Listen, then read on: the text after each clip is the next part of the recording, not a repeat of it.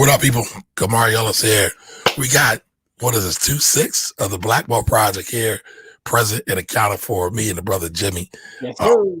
I had a whole intro going, set up for y'all. I was going to clown everybody today, but ain't nobody show up. So you come with jokes. You come with jokes today? Yeah, I always come with jokes, brother. We got to come with jokes. I'm trying to be like Jimmy, Mr. Joke Man all the time, right? Hey, listen, man, in this world, you got to laugh to keep from crying, bro. Absolutely, brother. Absolutely. But listen, y'all, me and Jimmy are here. The rest of the crew is coming, but we're going to go ahead and get this party started. This is the Black Wealth Project every week at 7 p.m., every Sunday at 7 p.m. We are here, and we talk about black stuff, black wealth stuff, black money stuff, black business stuff, black politics. We talk about it all. And this week, we're going to be talking about how to get money like ball players and rappers, because there's a whole bunch of bags being made this week, right, Jimmy? I mean, we saw Nas get some money. Kevin Durant got some money. We're seeing some other people that did some things politically. So we're going to be talking all about it. So what's up with you, Jimmy? Oh, nothing, man. I mean, life is good, man. You know what I'm saying? Got the property rented. So, I'm on to the next real estate project. We got the course coming up, on May 1st with us in the Ivy Investor. You know what I'm saying? We giving up all the game on crypto. So, I had just working, man, putting on for the people. Putting on for the people. I love it. Now, I don't know if y'all picked it up. He just said he got the property rented and is on to the next real estate project. Hey, so he wanted them black people that's getting money, that's proud to get money and moving on to the next project. I love it. But I still live amongst my people, though. I don't try to run away from my people and move out there, you know what I'm saying? No shots. But wait a minute. Why we can't do one and the other? It's not absolutely. Listen. The good friend of mine, Pastor Antonio Eubank, said it's called personal finance for a reason, because it's all about your personal. Everything's personal. Right. So I don't judge people for doing one thing or another, unless you out here, portraying one thing and you're not living that. Yeah. You can't be talking it and not living it. Because flipping it, Dom hats and lizards. I'm sorry. Gator chunk. Now we dropping rap loose. Corey, what's up, man? What's going on? Like he's sleepy, bro. You I'm gonna say, wake up, man. Yeah, I'm tired of shit, man. I'm waiting for your ass for And that your ass was referred to me, everybody, just so we're clear. He don't never talk to Jimmy like that in the public. Oh, me and Corey go at it every day, bro. Yeah, you missed those conversations. Yeah, me and Corey go at it every day, That's how you show love as a black man. About something. We stand with each other. Yeah, we disagree about something every day, but we still come back to the table. Which is actually sick when you think about it. As black men, that's what we do. Like, you know what I mean? Like if one of your homies walking in and he got like a nice jacket or something, instead of saying, yo, that's not, you start clowning him. Like, that's how we show love to each other. A lot of us. Pretty sad. Some more than others, some less than others. Some people can't take it. I got a whole crew of friends that I grew up with, man. We talk about each other's mom like it's nobody's business. But it's all out of love. It's all out of love. And it's funny. One time somebody said a person that's a friend of mine was there, but they're not part of the crew that grew up together. Yeah. And so somebody said something about somebody's mom, and he just looked at him like, "Oh, y'all must know each other really, really well," because you can't just be talking about people's moms like it's not a problem. But it is. Yeah, man, we at the age where talking about somebody's mom can end up in a fight again, man. Because when you're young, you end up in a fight, and then when you old and people's moms have been, passed away and shit like that, that can get sticky. Yeah. Absolutely. So now we just slander each other for our tardiness. That's all. Yeah. How about that? Or our bouginess. One or the other. Yeah. So that's what we doing today. I mean, just add them. Corey, I don't think anybody could ever call you bougie. I'm just keeping it 100. You are Corey. I don't give a fuck. Can't. Yeah, you could try. Yeah. You know what's crazy is I used to get called bougie all the time. That's the ugliest part of this. I used to get called bougie all the time. Like, yo, man, you don't mess with them? No, man, I'm good. Like, but and it's because I'm real picky about the things and the people and the activities I do. So I get called bougie. I actually still get called bougie a lot. Because I guess that's how you look at how people define bougie, right? Because everyone knows that you gaff. But at the same time, not wanting to be around people. I mean, 2021, we can call that self-care. Yeah. But you know, that's not a 2021 thing for me. Like, so when the pandemic happened, that just was like, all right. I mean, I'm now everybody get to live like I do regularly. Like, I don't really go nowhere unless I'm invited. So I'm not really one of those people unless unless I'm taking my wife somewhere. Like, I'll get it together. I'll take my wife places and stuff like that. But like, as far as for me, man, I did everything I wanted to do. Like, literally, I did everything I wanted to do because I never thought I was gonna live this long.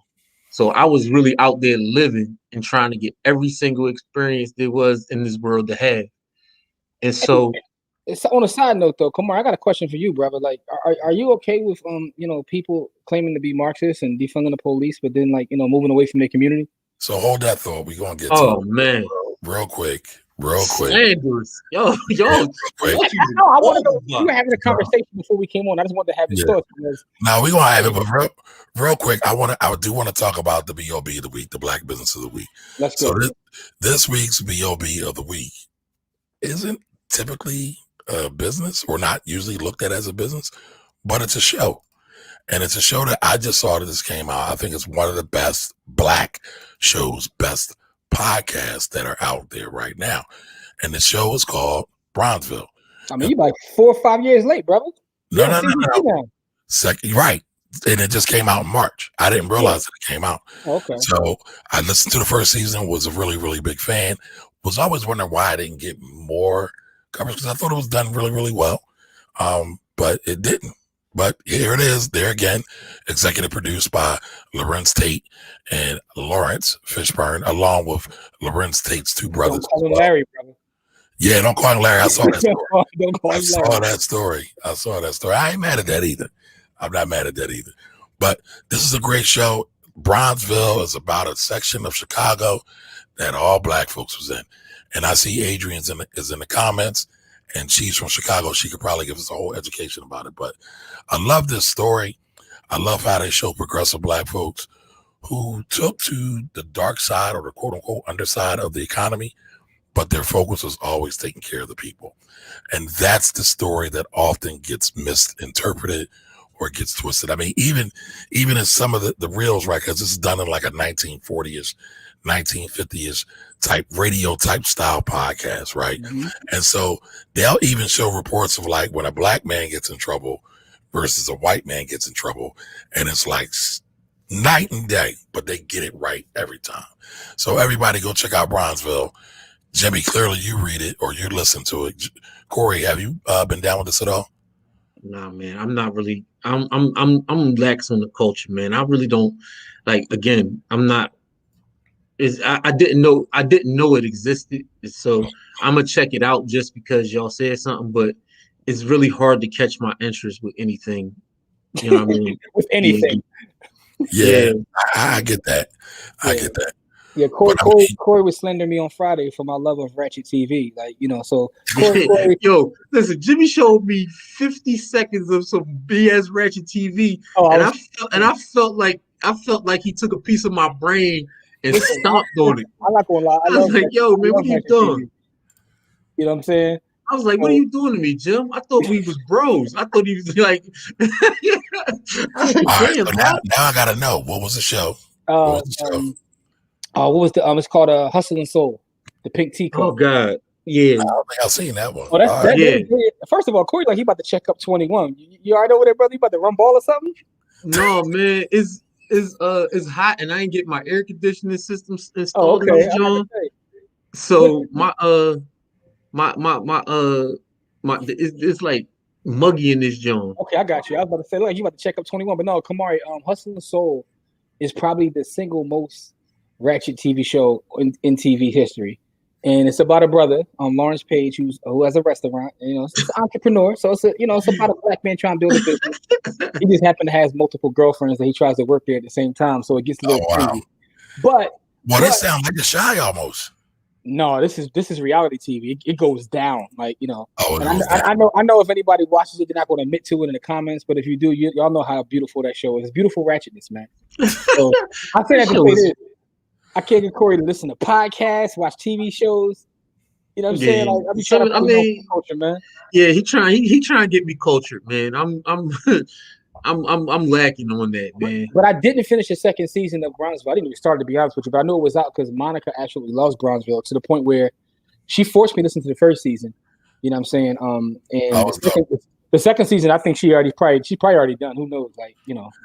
All right, so real quick, I just wanted to talk about the cast. So we got Lawrence Fishburne, we got Tika Sumpter, Lorenz Tate, Lamont Tate. Like, you got an all-star ensemble. Mekhi Phifer, right? Harold, I can never say Harold's name right, but that's the dude from Lost.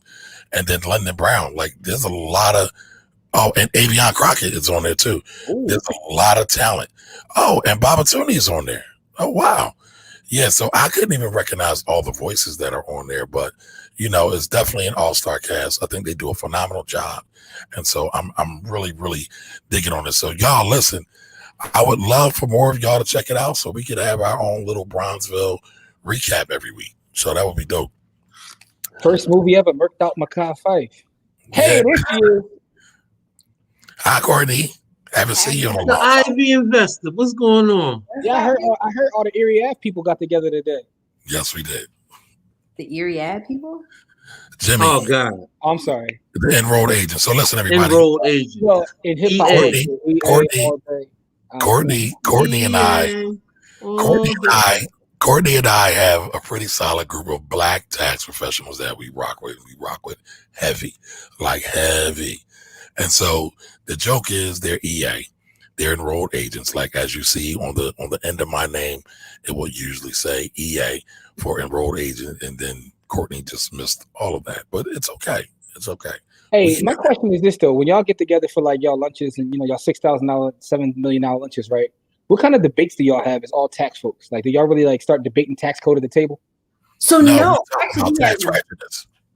What'd you say, Kamari? We talk about tax ratchetness. We did, but we had a whole conversation about like royalties in the music industry. It was just phenomenal. And we can't go too deep into that because Okay. Yeah. No, I just wondered like whether y'all like start getting into like real tax code debate, like section such and such says this, and like how nerdy it gets. It can get very nerdy. I will say that we can definitely nerd out. We had a lot of our conversation actually goes about business building.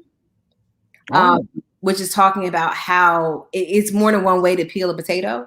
And I think a lot of times what we've heard is that, no, to have this type of business, you need to do X, Y, and Z. And somebody's like, no, the way you do this business is to do A, B, and C. And it's like, no, there's more than one way to get to your desired result. But not everybody's desired result is even the same. So that's the other thing, is that you're trying to tell somebody how to get to, I don't know, New York, but they're really trying to get to Connecticut. You don't even have to, you can bypass all of that and get to Connecticut. So peace, Connecticut. And to be particular, right, we were really talking about this evening, going into business for yourself or staying on your job. Yep. And how some people are so vehemently adamant about saying, oh, you got to quit your job and go out on your business on your own. But a lot of people really don't want to do that. And then so they try to shame them and try to demean them and say they. I hate job shaming, right? I hate job shaming because first of all, let's keep it honest. Like as a community, we definitely need more entrepreneurs. So we actually need that. But at the same time, everybody's not meant to be an entrepreneur, right? Second of all, we need to attack the system from all over the place, inside, outside, every side that needs to be attacked. And a lot of those are jobs. Yeah, a lot of those are jobs, and also it's just one of those things where, especially if we're talking about building wealth, there's more than one way to skin a cat. A lot of your favorite CEOs, they're employees, right? But they have a high income. Warren Buffett is an employee. I tell people that all the time. Yeah, so it's like we have to really talk about what an employee is, right? So, because here's the thing: anybody who trades time for money, right? Anybody who trades time for money. I was reading an article about the WWE after we had our class this morning, and it was talking about how they have earnings coming up. And one of the things they did was they had to fire like 13 wrestlers recently. Yeah. And the stock bounced because of it. But the article was talking about how before they went public, it was Vince's word and Vince's word only. But even though he's the entrepreneur, he created it, he's on business for himself. Once he goes public, he's accountable to shareholders. Yep. So now when you become accountable to shareholders, guess what? You're not saying you're an employee, but everybody's accountable to somebody, whether it's your customers, your shareholders, or something. So you got to really Everybody has a boss. Everybody got a boss. Yeah. People tell you, Now, I ain't got no boss. Yes, you Jimmy, do. this is kind of freaky, right? You watching or reading about WWE. I literally just watched the documentary about Andre the Giant yesterday. And HBO one? I think it was on, I don't know what channel it was on, but it was about Andre the Giant. Hulk Hogan was very central in this. Vince McMahon was in it. He just talked about the whole story about him making money, Andre dying, but like how they kind of used Andre and Hulk Hogan to really propel WWF at the time. Yeah. To a whole other stratosphere. So I find that kind of freaky, kind of weird, brother. Yeah. Speaking of that, real quick though, I came across a documentary last night just randomly. HBO has this new docuseries. It's called Wall Street, but it's spelled like Mark Wahlberg. So it's like WAHL Street, and it's like a documentary about his business, right? His various businesses. I didn't know he was in this as many businesses as he is, and they're like following. Yeah, so they're like following him and watching him as he builds up his businesses. And it's pretty good. I've only watched like 2 episodes thus far, but you get to see like just all the different spaces that he's in and also the stress that comes with it. Because that's the one thing I took from the first 2 episodes. He's on the move constantly, but the stress, the loneliness away from his family, like it's real. Yeah. And the failures, because like, he talks about the different failures and something that he's dealing with right now in the beginning of the first 2 episodes. So that's pretty dope. It's called Wall Street. All right, definitely check out. So check out Wall Street, but check out Bronzeville first, everybody. Check out Bronzeville first. Support Black first. All right, so real quick before we get to today's main topic, which is how to make money like the ballers do, right? Like the rappers and the ballers do, like they did this week. Wanted to talk about something real quick, and Jimmy kind of leaked it a little bit earlier, but wanted to play a quick segment, real quick, from Black Lives Matter co-founder Patricia Collier. All right. And I found this really, really interesting because everybody's been a buzz talking about this. So let's add this conversation real quick. Let's check this out.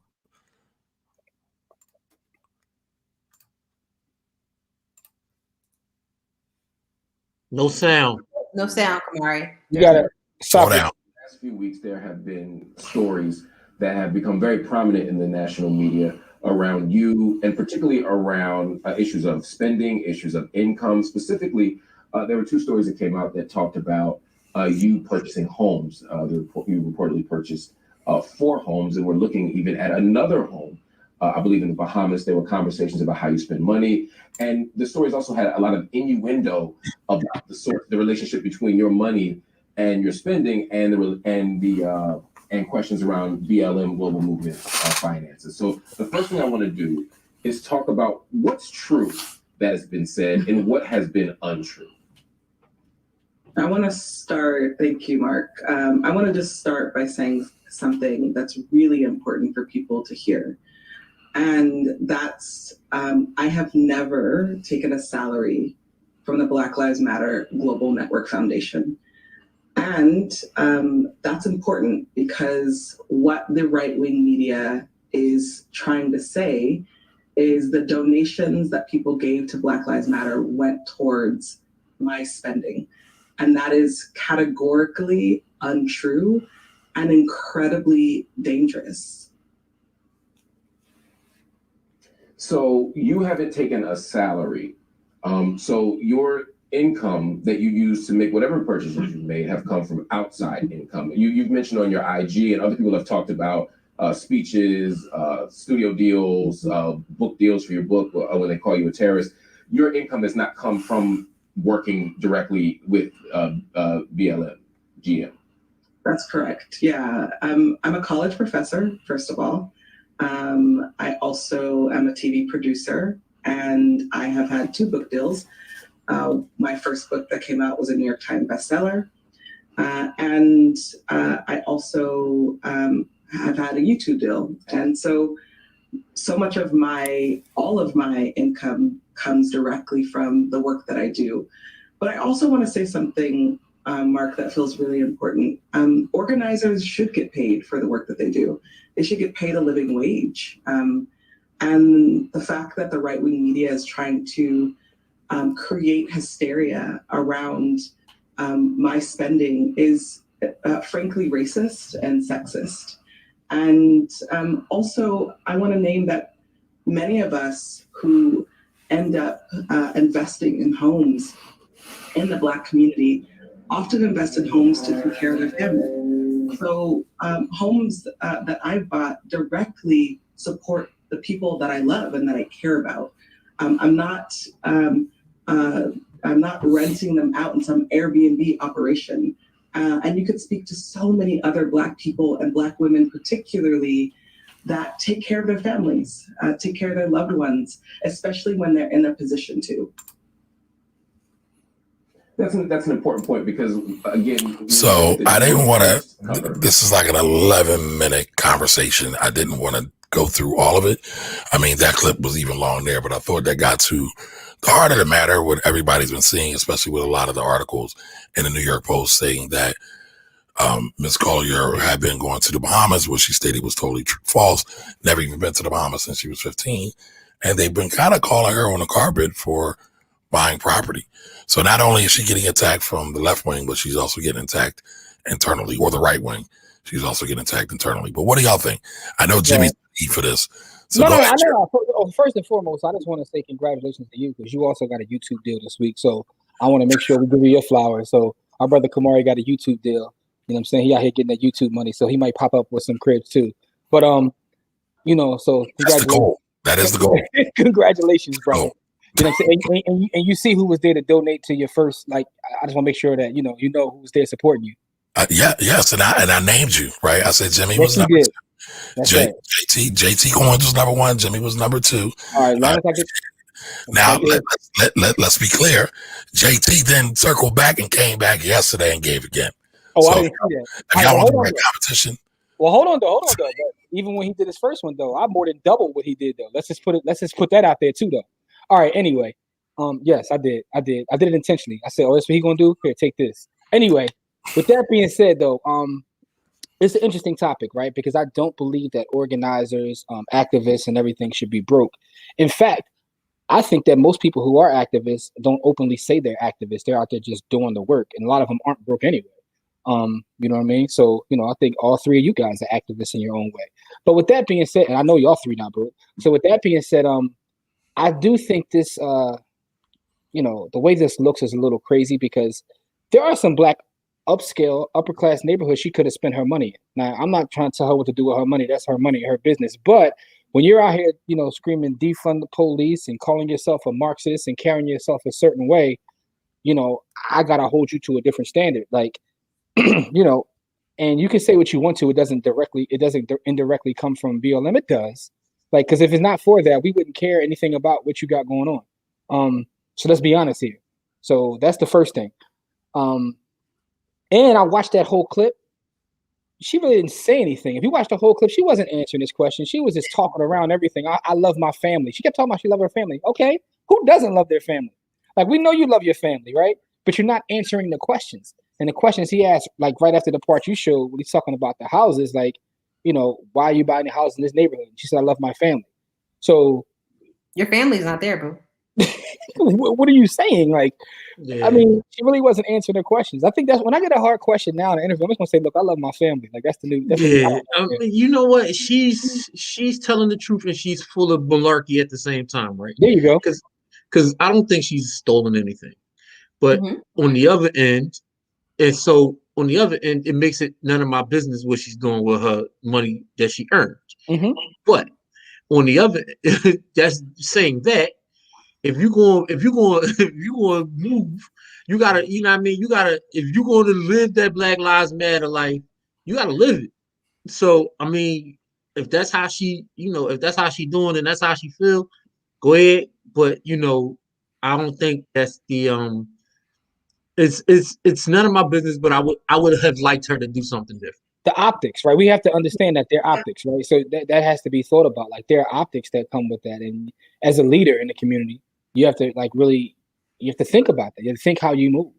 You know what I'm saying? I can't tell anyone how to spend their money. Like, God bless her. But understand that you will get criticized for this and there will be questions because it just looks a certain type way. Because there are upscale neighborhoods in California with our folks, but that's not where she went. She went to a neighborhood that was like, I think the number was like 98. Why is that even a thing? But Why before is that a thing?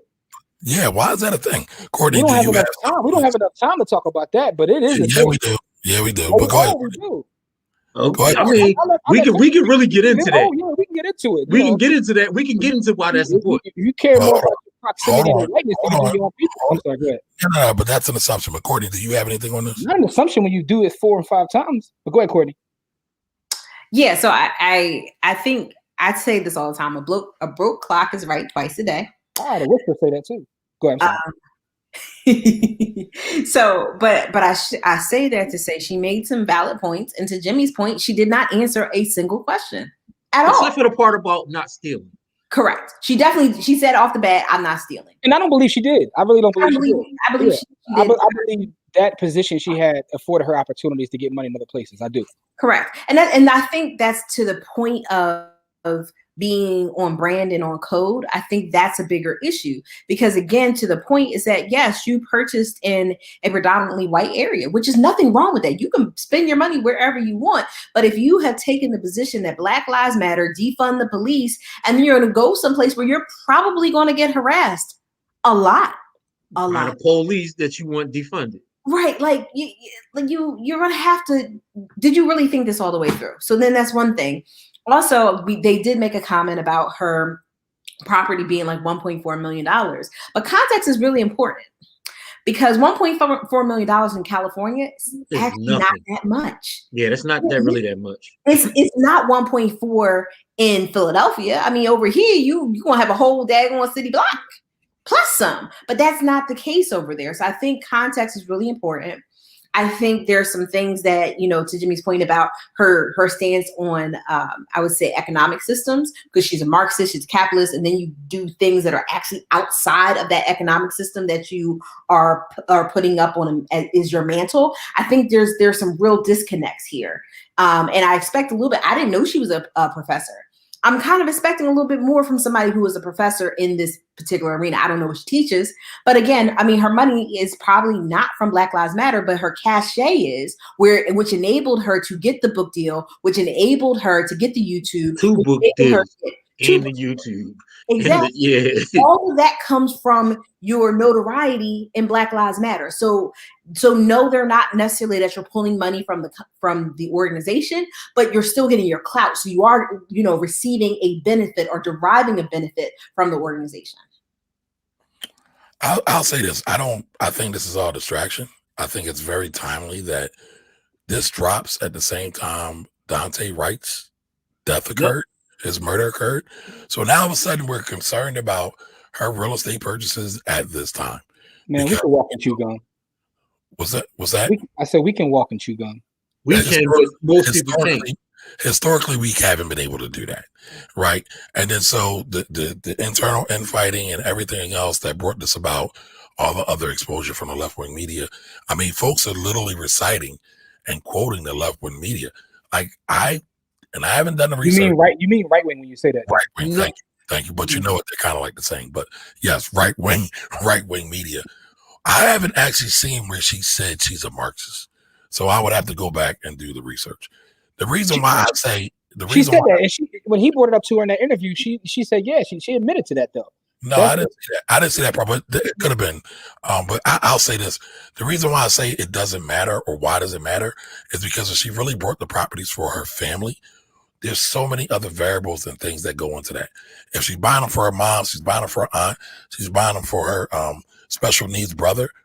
We don't know what they need. We don't know what services they need. And I don't feel like the mental gymnastics of trying to guess what this sister needs. All I know is she's doing the work.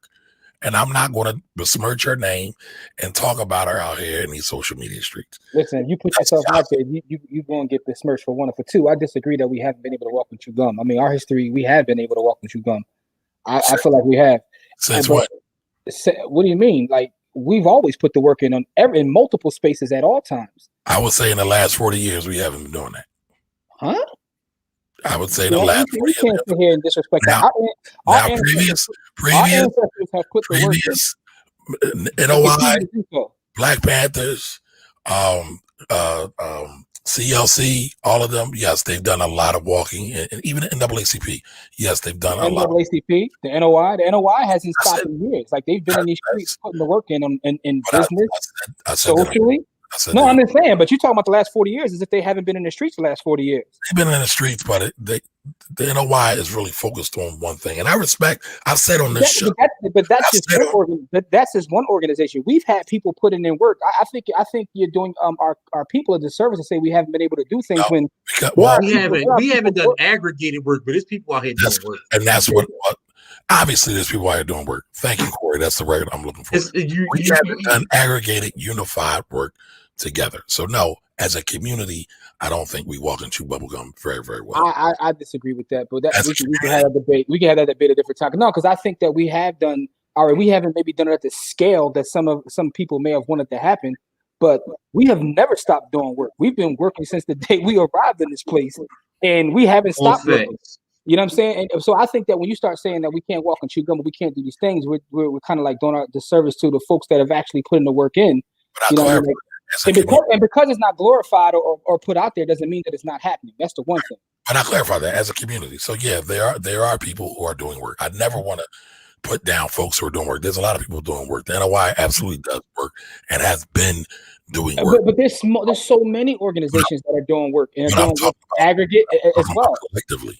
I'm talking about collectively. Right? So if you look at the work that was done, and again, this is years ago, but if you look at the work that was done by a Reverend Leon Sullivan, right? Collectively, that kind of work that was done. Yes. Listen, what I'm saying is that didn't get the attention or anything, but it didn't mean that it didn't happen. If you look at United Bank, we just had a whole show about how that was put together, right? Absolutely. Those are one singular things, right? So yes, from that context, from that view, yes, we've done work. But the real work, in my opinion, and this is no diss to anybody, I'm talking about the real work that needs to be done is at a larger level, at a unified level, and we haven't been able to do that in quite some time. That's all I'm saying. See, but now you're talking about what you deem to be real. But I was saying it, Jimmy. No, I get that, but I just don't like when you say we can't walk and chew gum, because I can name you institution after institution, like in different spaces, whether we're talking about finance, whether we're talking about education, of people and organizations that have been putting the work in and consistently doing so. So we can do multiple things. So a lot of times we try to fall back on not as a whole community. Yeah, that's a distraction. But you just said something, right? You said we talked about United Bank. We both in Philly. How many people in this city, and I probably shouldn't even say this because I know it's a setup for something else you're going to say, but how many black folks in the city don't even know United Bank exists? How many black folks still in the city don't have a bank account, period? I mean, there's a lot of things we can discuss, but I'm just saying that, there is work being put in by organizations, by people, day in and day out, year in and year out. But even as a collective, but just because it's not talked about in pop media or mainstream media doesn't mean that it's not happening, because it's just not true. I mean, we could Black Enterprise, right? If you open up Black Enterprise and see everything that's going on a monthly basis, there's what's going on. There is work being done. But the thing is, we don't control our media to tell these stories, right? Even if we talk about that story of United Bank or Leon Sullivan, those stories should be a lot bigger, right? We just had that movie come out of The Banker, right? That was a whole story most people had no idea about. It's because we don't control our media. But the work is being done. People are putting in work. Because it's not, a pop culture like Dr. King or something like that doesn't mean that it's not being done. And I just think it's a disservice to say that, we can't walk and chew bubblegum. A lot of times, we try to use that excuse that, this is a distraction from this. Like, I wouldn't call our people dumb either. Like, we don't have, it's not a distraction from this. We can look at this and look at that. We can pay attention to what's going on in Chicago. I think what Kamara is trying to say is the problems that we had 50 years ago are still the same problems that we have right now. Mm-hmm. And so there is work being done. But the thing that I just think the work is being done, and it's not toward I don't think everybody's working toward the same end goal, which is why we haven't fixed any of the problems that we had. So it's not that there's work not being done, and it's not that it's not aggregated work being done, but nobody's end goal is the same.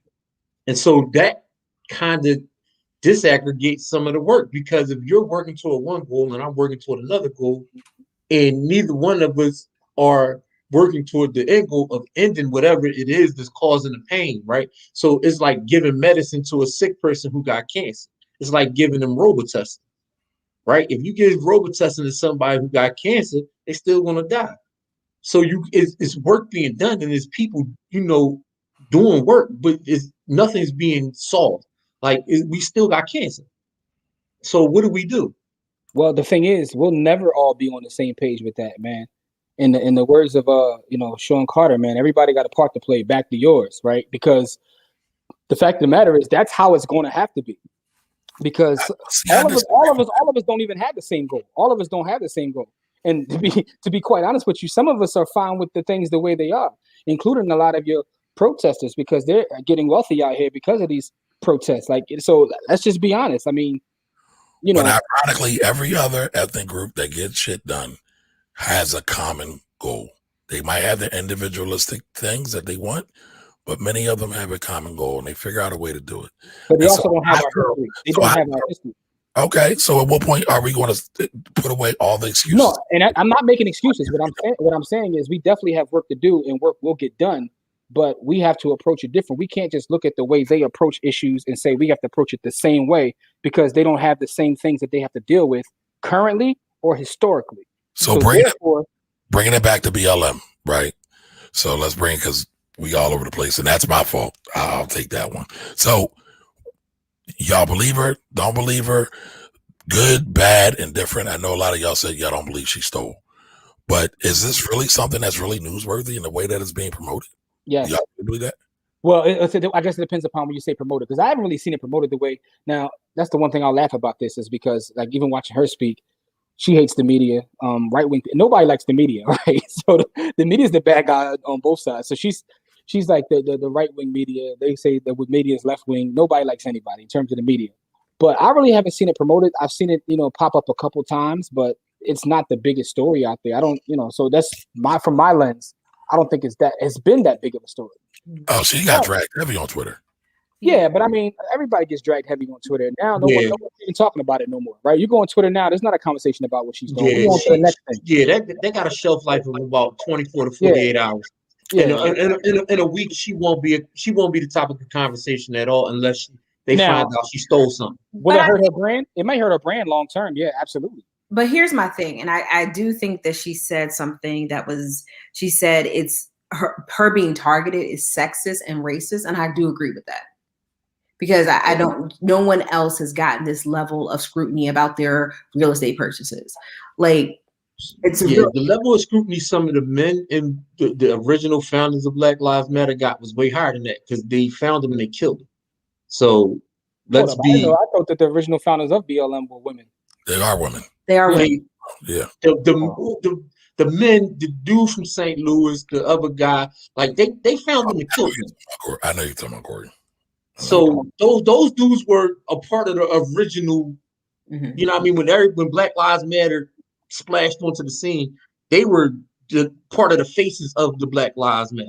Oh, I know what you're saying. Okay. Right, you're kind of talking about the second, let's say, iteration of it, where Michael Brown was killed in St. Louis. Yeah, when Black Lives Matter came to prominence, you know what I mean? You talking about like Blue Vest Boy and Talcum X? Yeah, there was a couple of people that were killed. They were the face, and next thing we know, they were out of here. So no, I mean, I see what you're saying. They paid the highest price because they lost their lives. They paid with their lives, right? I get that, and I agree with that, and it's very confusing. They still haven't gotten clarity about exactly what happened. I don't know if we ever are going to get that clarity. You know what happened to him. So we don't gotta say it, but let's be clear. But I'm not even saying that she's wrong in terms of how she's treated. But when you step into that role, you have to know that that's going to come. Like, you have to know that you're in a position of leadership, and those things will be looked at. And so either you thought that no one will pay attention, or you just didn't care. You like, it is what it is. Like, so. And again, I'm not telling no one how to spend their money. I'm just saying how the optics of it are bad. But it's just, to me, it's like it could have been done a different way. If your goal was to get into neighborhoods where you felt, didn't have certain levels of crime or whatever, there were black neighborhoods you could have been in. Now, I know some people say that her buying in a white neighborhood is a form of protest. That's cool. I mean, but I have a problem with proximity to whiteness in general. So to me, this is something different. But we don't know all of the factors that went into that. So exactly. We don't know. We don't know. We don't know. And nobody. To be honest, I don't think we're slandering her. I think that these are the questions that come up when your spending habits are questionable.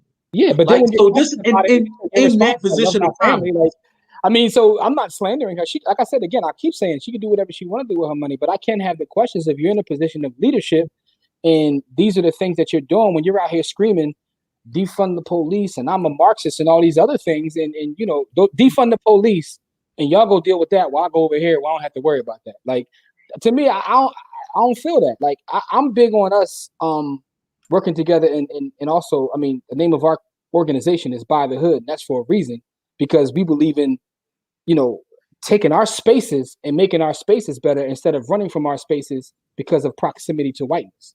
Now, am I saying that's the reason she made that decision?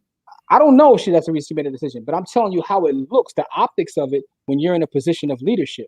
You have to think about that. Okay. All right. So what do y'all think, folks? What do y'all think about the whole BLM debacle before we move on to our main topic? We're very clear about saying we don't think she stole a dime. No one thinks she stole money. But I agree with no one. We don't think she stole. We don't. Yeah, some people may think because there are people who think she stole, which is why they're being audited. She's being audited. Yeah, none of us think she stole money, right? But let's not like, you know, what was Courtney's point? Those opportunities are because of her work in that space. But I don't believe that people that do that work should be broke. That's not. I want to make that clear. I agree. I want to make that clear. Because too many of our folks have you know, done the work and died broke, and I don't think that's cool. Died flat broke. You know what I mean? A lot of our revolutionary leaders, that's how they get them to die broke, because they don't own anything. Well, all they own is their intellectual property, and they don't even own that. Right. And so that's what I'm saying. And so too many of our intellectual leaders have died broke. Martin Luther King died broke. Malcolm X died broke. And Dr. Ben, like everybody, you name them. There's not one of them that died with a legacy. Kwame Nkrumah, he was the damn president of Ghana, died broke. What I'm saying, I'm not with that. You see what I'm saying? So that's not for us. That's not what we're saying. You shouldn't, just because you out in front and you doing revolutionary things doesn't mean you should be broke. But what it does, but there is a heightened level of scrutiny. You know what I mean? And so you gotta look at it. All right. So again, audience, let us know what y'all think about this. But They've said a lot. I know I'm trying to get to it, but you know, we like to talk. So anyway, what's up, people? Let's check in with our folks in the comment section. Listen, y'all look at this. We be keeping it funky. Y'all don't even realize it. Y'all just saw Courtney roll her eyes at me. I caught it though. That's as real as it gets. Done. And listen, if we went on live, she might have threw a couple curse words at me, y'all. What's up, guys? Oh yeah. Don't mess that's not on brand though. The IB investor doesn't curse. I mean, listen, I try to be hold on, listen. The IB investor doesn't curse. Now, Courtney. Now. Catch me in a good day. Oh, hey, Talisha, we actually just talked about you at dinner tonight. Folks brought you up, talking about the crypto queen out here, the blockchain queen. Hey, Talisha. Facebook user, I want to be a baller. Not sure who that is, but welcome. Hello. Romaine, how are you? Hey, Romaine. Satoshi Shay. Thank you, because I didn't know how to start with that. That's Satoshi Shay right there. That's part of our family right there. She gets That's to name, by the way. She gets to the Bitcoin, so her nickname is Satoshi Shay. Satoshi Shay, I like that. All right, what's up, Karan? What's going on, Karan? What's up, brother? All right, Adrian, how you doing? Adrian. Yeah, we talking about the dozens. Yeah, he said he never played those type games. All right, Adrian, I was me neither. I was too dirty, too busy crying. Hey,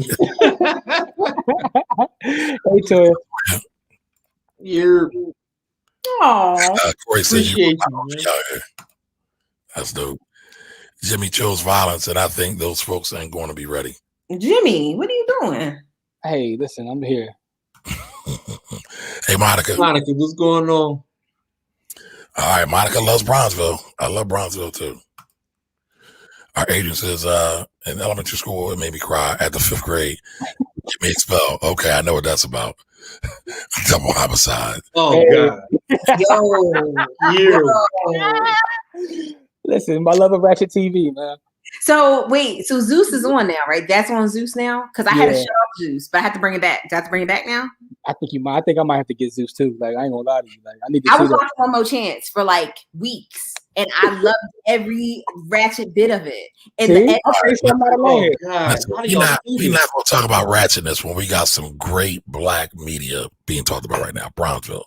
Let's uplift that. All right. So Adrian says the history of Brownsville is like historic Harlem. And like Harlem, it's being gentrified. Yep. Jose, what's up, brother? Evening family. I mean, she could have bought in Brownsville then. Right? Probably. I need to check out the podcast. You never heard of it before? Yeah, it's good. It's good. I like it. Another Facebook user says, hello, happy Sunday. Kamari, Jimmy, Corey, and everyone. That was before you got here, Courtney. No, I don't listen. But I know who that is. That's Angela. Because y'all roasted her that one time because she only spoke to me. And y'all felt left out and y'all acted like brats. She said, I ain't making that problem again. I ain't doing that no more. All right. Yeah. She said, I'm trying to figure out why Makai Pfeiffer replaced Omari Hardaway. I mean, the same person, right? No. I mean, I think Omari Hardaway's character got killed. I think. Yo. Jimmy. I'm saying, like, Kanye. Jim is cutting up tonight. He is slanderous. Come on, man. Yo, Jim is slandering cats tonight, yo. You remember the Kanye line? Like, I know exactly what you're talking about. I'm just saying. But I know what you're talking about, but that's still slanderous as hell. All right, y'all. Angela, I'm sure that's Angela. She says hello. That's fine. Courtney's in the building. All right, look at all that love Courtney's getting. I know. She what's up, Rich? What, all y'all care about is Courtney? Then look at Talisha coming with Courtney. Yep. Another one with Courtney. What? Oh, I know what it is. I got to come in late, so I got to do a David Ruffin 1 week. That's what I got to do. Well, shout out to David Ruffin traveling back to Puerto Rico, man. All right, so Adrian says, I bet that $7 million lunch dinner can be written off as a tax deduction. Hell yeah. We did have that conversation. All meals right now are 100% tax deductible if they are business meals. Listen, don't do something janky. Y'all running through McDonald's trying to get yourselves a Happy Meal. Talking to y'all kids, that is not a business deal. Can they be like business meals like the Kyle Barker business meal? You remember the episode? I don't remember. What Kyle Barker? And they was having this like dinner out or whatever. And he was like, how many of y'all got a savings account? And they like right there. And he's like, okay, now it's tax deductible. Like, no. Hey, yep. I gotta go look at that one. Yeah. Hey, Crystal, how you doing? Shout to Kyle Barker. What's up with your Ford, Crystal? Oh, no. What is it? Her Ford. Yeah, I'm still in. Okay. I'm still in. I'm cool. All right. Hey, Latoya, Baldwin Hills is an affluent black community, so yeah, she's full of it. Yeah, but do we know, were there any vacancies at the time she was trying to buy? Like, there's too many factors. Vacancies in every neighborhood in America. Kamari gonna make every excuse. Not that you know that you can get in at that time. You don't know that. Okay. All right. Yeah, Kamari. You becoming an apologist for this woman, and I'm not liking how you sounding right now. He's trying to get that interview. That's what he's trying to do. No, what I'm saying is that there's way too many factors to even try to judge this, and you can tell by the way that. And it was crazy. But you can tell by the way that the articles were written; they were all bullshit, yo. No, listen, we had the discussion. And we all know the articles written was trash. No one slandered her. I just said you have to be willing to. The article slandered her. The article. I didn't write the article. I'm not slandering her either. I didn't fall for it. I mean, I get what's going on, but at the same time, I still have questions when you see that. Like that is nothing wrong with that. Jimmy, if you and Corey say buy the hood factory or university is going to buy the biggest block in a white neighborhood, I'm here for it. No questions asked. That's all I'm saying. Don't worry about that. We stay away from mayonnaise, like Nah, it could be strategic though, right? Sometimes you got to be strategic. Yeah, we strategically stay away from them. Like hey, you go to our site, it tells you what we about in the first line. Like, so there's no question. Listen, when it comes to real estate, real estate, there is no staying away from anybody. But here's the thing, and I think this is something we really do need to talk about, is that a lot of the traditionally Black areas are actually in prime locations. This is true. So why would I want to go somewhere else? Sometimes they are. But here's the thing. The study shows that anytime you have a community that is more than 10% Black, housing values get depressed. So that's a fact. So now, all right, so we can get into the science of that too, if you really want to get into the science of that in terms of evaluation. So can we stay on task, y'all? Can we get back to keep bringing stuff up and then telling us to stay on task? Respond to the comments. Come on, we don't know all the facts. You sound like them when they shoot one of our kids. And we say, they shot him dead. And they say, well, we don't know all the, let's get all the facts first. Wait a minute, you said what? They shot him where? Huh? No, I said you sound like them when they make apologies for their folks when they say we don't have all the facts yet. No, I'm saying that for my folks. I'm saying no. What I'm saying is, I get it. But what I'm saying is, I don't like when they do that. So my thing is, there's a certain level of accountability that comes with leadership, right or wrong. There's a certain level of accountability that comes with leadership when it's certified and verified, and none of that has been done. So there's nothing to be accountable for. No one ever said that she stole it or anything like that. We're talking about the perception. So we talked about where optics. We talked about optics. Right. That's what I'm about to say. To y'all's point, the optics suck. The optics suck. And that's all we said. That's all we said. Y'all said more. But Crystal asked, she said, y'all ever read the BLM mission statement? Yes, I have. I don't have a problem with it. I don't either, but a lot of people feel like the lie is not included. Like, this is exactly the next point, is that a lot of people feel like it's not inclusive, but it says all Black people, all people. It says all people. It says that. I don't know. Go ahead. I'm confused where everybody has this idea that it's not including the Black family or something like that. And I'm like, I'm really confused. Now, it does start with trans people or trans individuals. I'm not sure. I can't remember verbatim. I had it up. My phone died.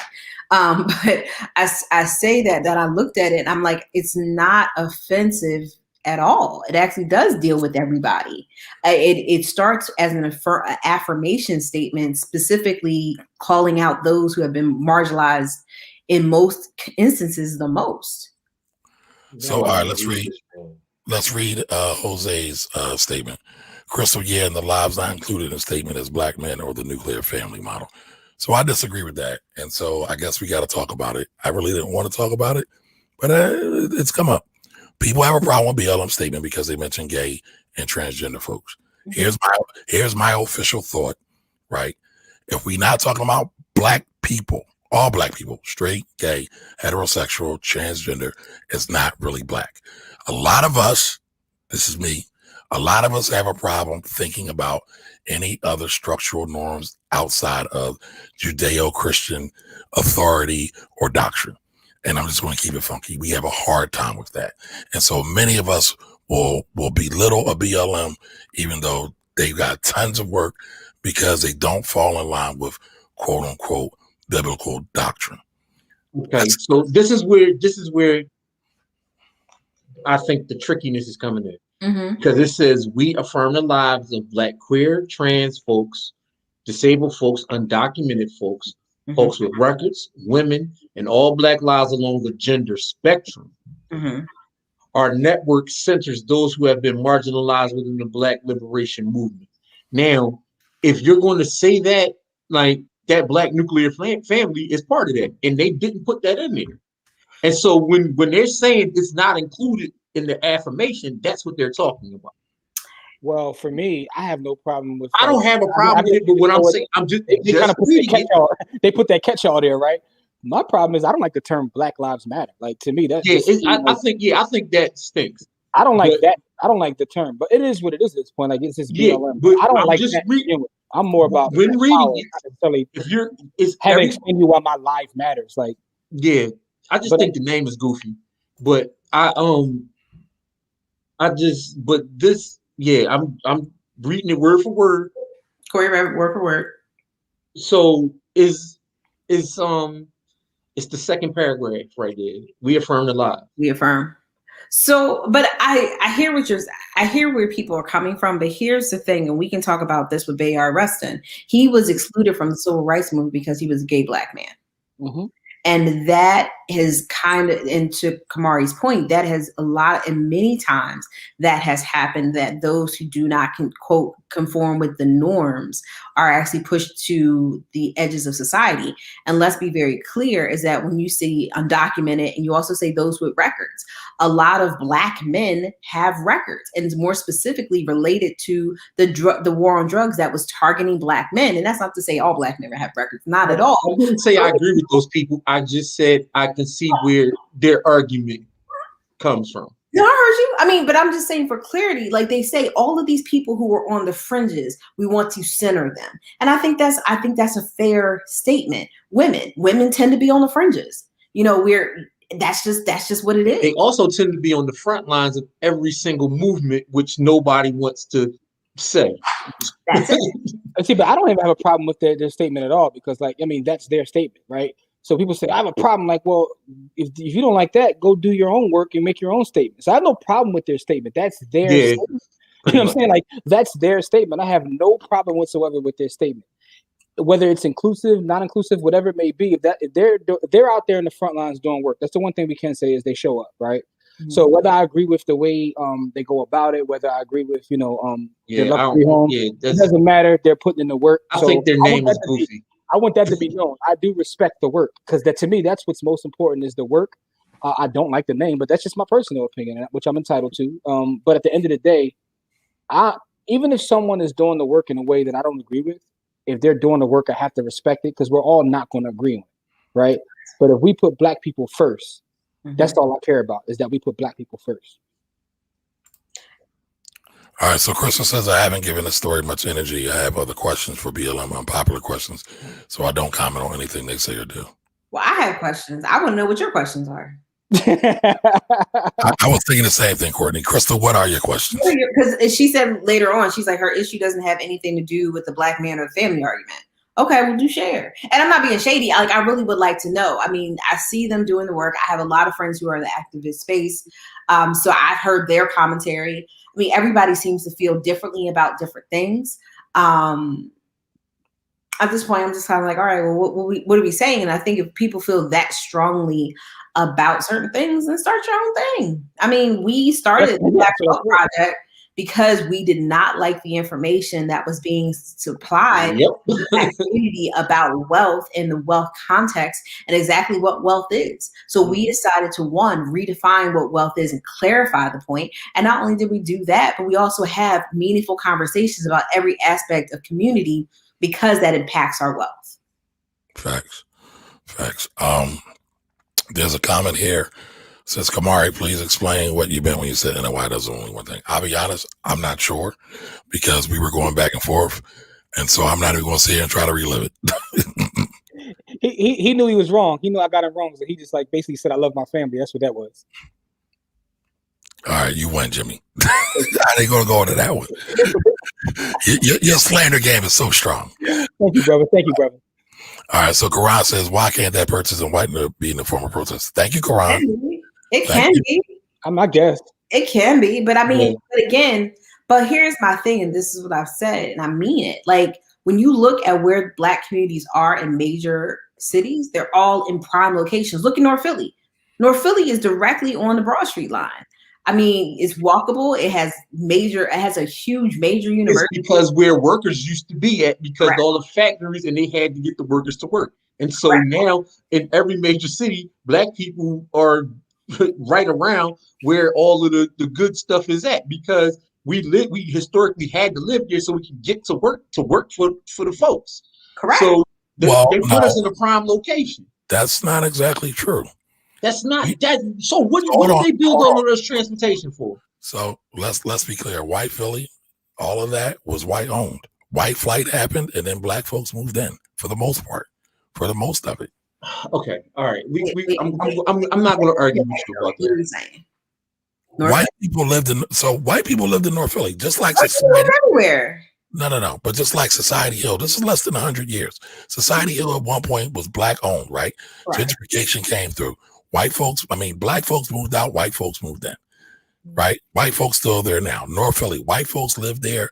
White folks moved out because of desegregation, and then now white folks are moving back.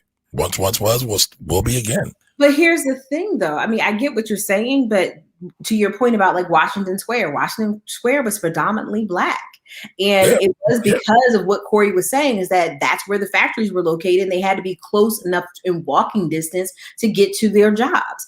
Public transportation was not plentiful. I mean, we had a trolley system, which I mean, I can only imagine how messed up the trolley system was with the horses. I don't even want to get into it. But that's where we were. We were congregated in places amongst each other because of segregation, but we also were close to work. So, I mean, that's what people do. Like, people, for the most part, live close to work. And then when white flight happened, suburbia like kind of blew up. Then that's when people had these long behind commutes, and that was normal. But that was not normal, 100 years ago, even 75 years or 50 years ago. That normal commute, I would say about 50 years ago, is kind of when that first started. And I think context is really important. But even in Pittsburgh, you have the Hill District. The Hill District was predominantly Black. And now, you doggone near had vegan cheerleaders on the corner. Like, what are you doing? And because, again, it seems cool and it's hot and it's near the city. And I did say vegan chitterlings. I did. And so I just wanted to clarify. Somebody but again, it's that gentrification again. Is that now what we were doing now all of a sudden is cool, and now they want a piece of it. And I just feel like that is problematic. But again, like, why would I want to run to a white neighborhood, a predominantly white neighborhood, when it's usually not in a great place? I mean, in terms of proximity, because now, like, we want walkability, we want all these other things, and like North Philly is a great place for that. South Philly is a great place for that. Let them keep running to the mayor. I mean, because eventually you're going to see what happens. I mean, everything goes in cycles. The neighborhood life cycle is a real and living thing. So, And even in DC, they were having problems. They were playing go-go music at a reasonable hour, and then people came into their neighborhood and called the police on them. How you come into my neighborhood? I'm playing my music that's culturally relevant to this area. You won't call the police on me? That's the same thing that happened to Spike Lee's dad in Brooklyn. It happens all the time. I mean, but Jimmy, I'm curious because of your line of work, you just brought up something that's really interesting: neighborhood life cycle. Can you talk about the average neighborhood life cycle? Well, the thing about the neighborhood life cycle, it all depends upon the level of home ownership within that space, right? So, what tends to happen is the property's values in a specific neighborhood will go up, right? They'll stabilize, they'll decline, and be revitalized. Depending upon the level of home ownership, depends upon how long that stays stable, right? So what you tend to see is in a lot of our big cities, we don't have the ownership. We have our neighborhoods, but even in our neighborhoods, we don't tend to own them. So because we don't own them, they don't stay stabilized. But because the neighborhood life cycle is always ongoing, what will happen is every neighborhood that you consider like, a quote unquote bad neighborhood, whatever, will have its day to come back again, because the neighborhood life cycle is an ongoing thing. So when you understand how neighborhood life cycles work, it's really about owning your space, which you can learn more about and own your time and space. But it's really about owning your space, because when you own your space, you can dictate that neighborhood life cycle. I'll give an example in Philadelphia. It'll be something like Chestnut Hill. The reason Chestnut Hill has never really went through a decline and had to be revitalized per se is because the extreme high levels of home ownership. It has like the highest level of home ownership of any neighborhood within our city. So therefore, they've been stable for decades and decades. It's because of ownership. How that works in the political cycle too? Excuse me? How that works in the political cycle. Like, whenever Chestnut Hill has a problem, everybody like runs to Chestnut Hill's aid. And the reason being is because they're stable and they'll know that they'll be there forever. So, they're best served to serve the people that are most consistent. They're not transient. And it's why the ownership of land, historically and currently, is still has a high tie with politics. At one point in time, you couldn't vote unless you were a landowner. Right. So that's no longer here, but it still it still matters. Like, ownership matters. Jimmy, one of the first thing they're going to ask you if you call your city council person is like, oh, do you, will you live in my area? Do you own property? Like, they're going to ask that is literally the first question that get asked when you call someone who represents you in Congress, council. That's exactly where they ask you. I'm sorry. You own property in this district. Yep. Jimmy, does per capita income have any contributing or correlating factors to any of that, to the life cycle of a neighborhood? It can, because if you look at the per capita income, you tend to have higher ownership in areas with higher income. So it can tie to that. Okay. No, I think it's interesting. I mean, is there a number though, a number of years that you'll see that's average? It can't, because it varies based upon it tends to vary. There's so many variables that go into that, so it's hard to come up with a pinpoint an exact number of time, because it could be as fast as 20 years or it could be 100 years, but it all depends upon the level of ownership. And also there's external factors too. Like, this is where politics comes into play, right? So you have, multiple factors. You have what's known as physical factors, environmental factors, government factors, and social factors, right? So an example would be if you have a facility with a lot of jobs that comes into play, that could change the dynamic of how long that lasts. So there's so many variables that go into it, but the one thing that's consistent is that it's always ongoing. So I say that to say long-term planning is important, right? So we're one of the only communities that really don't think about like how you can have long-term plans in terms of getting political power, right? That's what's so interesting about that book that I'm currently reading now. What's the brother's name? Blow, I think his name is. What's the brother's name? Charles. Charles Blow, because he talks about like actually where you move being a political state in terms of us aggregating in certain spaces to take over the politics in that space and how revolutionary that can be. So, but ownership of land is just very important in the dynamic of Black wealth in so many different avenues, not just because, the old cliche, they're not making any more of it, not because of the tax breaks, as you guys always talk about, but political power comes with ownership too. So it's just owning land and owning property is very important in our current system. Gotcha. All right. So Jose says you got to explain where the protest is with that one. Okay, anybody? I'm not sure where this one is coming from. I guess you're talking about when he said that her moving there could be a form of protest. I guess you want to say I'm in your neighborhood. Good. Gotcha. All right. I would say you could think about it the same thing as integrating the lunch counters. So that was a form of protest. I wasn't necessarily a big fan of it, but it did have its use. Latoya Marie says, when you step into a role with that level of prominence, there's an amount of scrutiny that comes with it. I agree, period. So like the W said, like the Wu said. W, Kamari, come on. But I corrected listen, Jimmy, with you and all your slander, you got to stop. No. I self-corrected, man. I realized it was the Wu. But the folks don't understand how much of a hip hop fan you are. Kamari is like a hip hop head. So to see you do that, it's like, whoa. Because I'm just listen, y'all. I don't put a whole lot of stuff into before I start reading these. I just read them, and then we go at it from there. So all right. So she said, like the Wu said, protect your neck and don't be out here operating reckless and selfish. Points. We have to move differently from other races because we're the only race that is directly targeted at that level. Hey, Elizabeth, how you doing? Elizabeth, I'm seeing you working that social media. I see you stepping it up. I love it.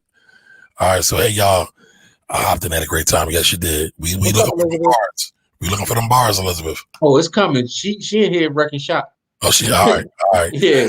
All right. I think I'm being scrutinized more because Mike Brown's father and I think Trayvon's mother came out and said that BLM owes them, and the black community some of the millions that the organization has collected.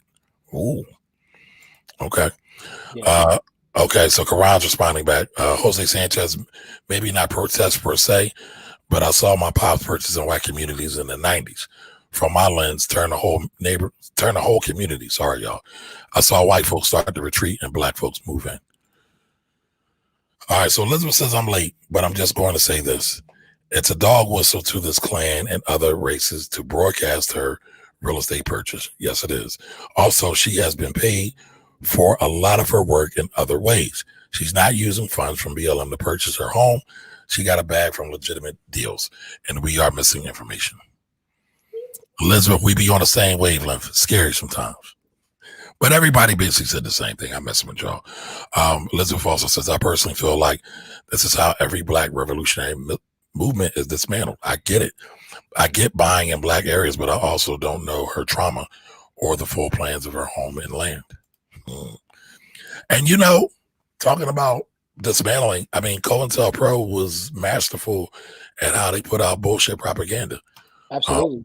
And I think that can, for me, anytime I see stuff like this, that's what I think about. Yeah, and I don't disagree with Elizabeth. I just know she was given an opportunity to address those concerns she just said there, and all she said was, "I love my family." Yep, that's it.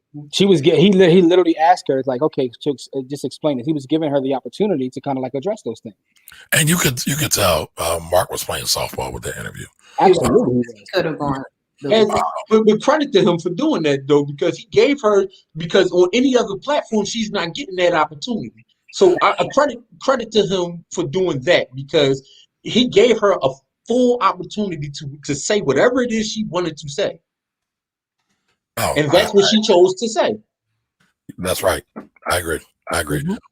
But I failed to mention this earlier. Did y'all recognize the channel that Mark was on when he did that broadcast? Yeah, the all black news channel. Mm-hmm.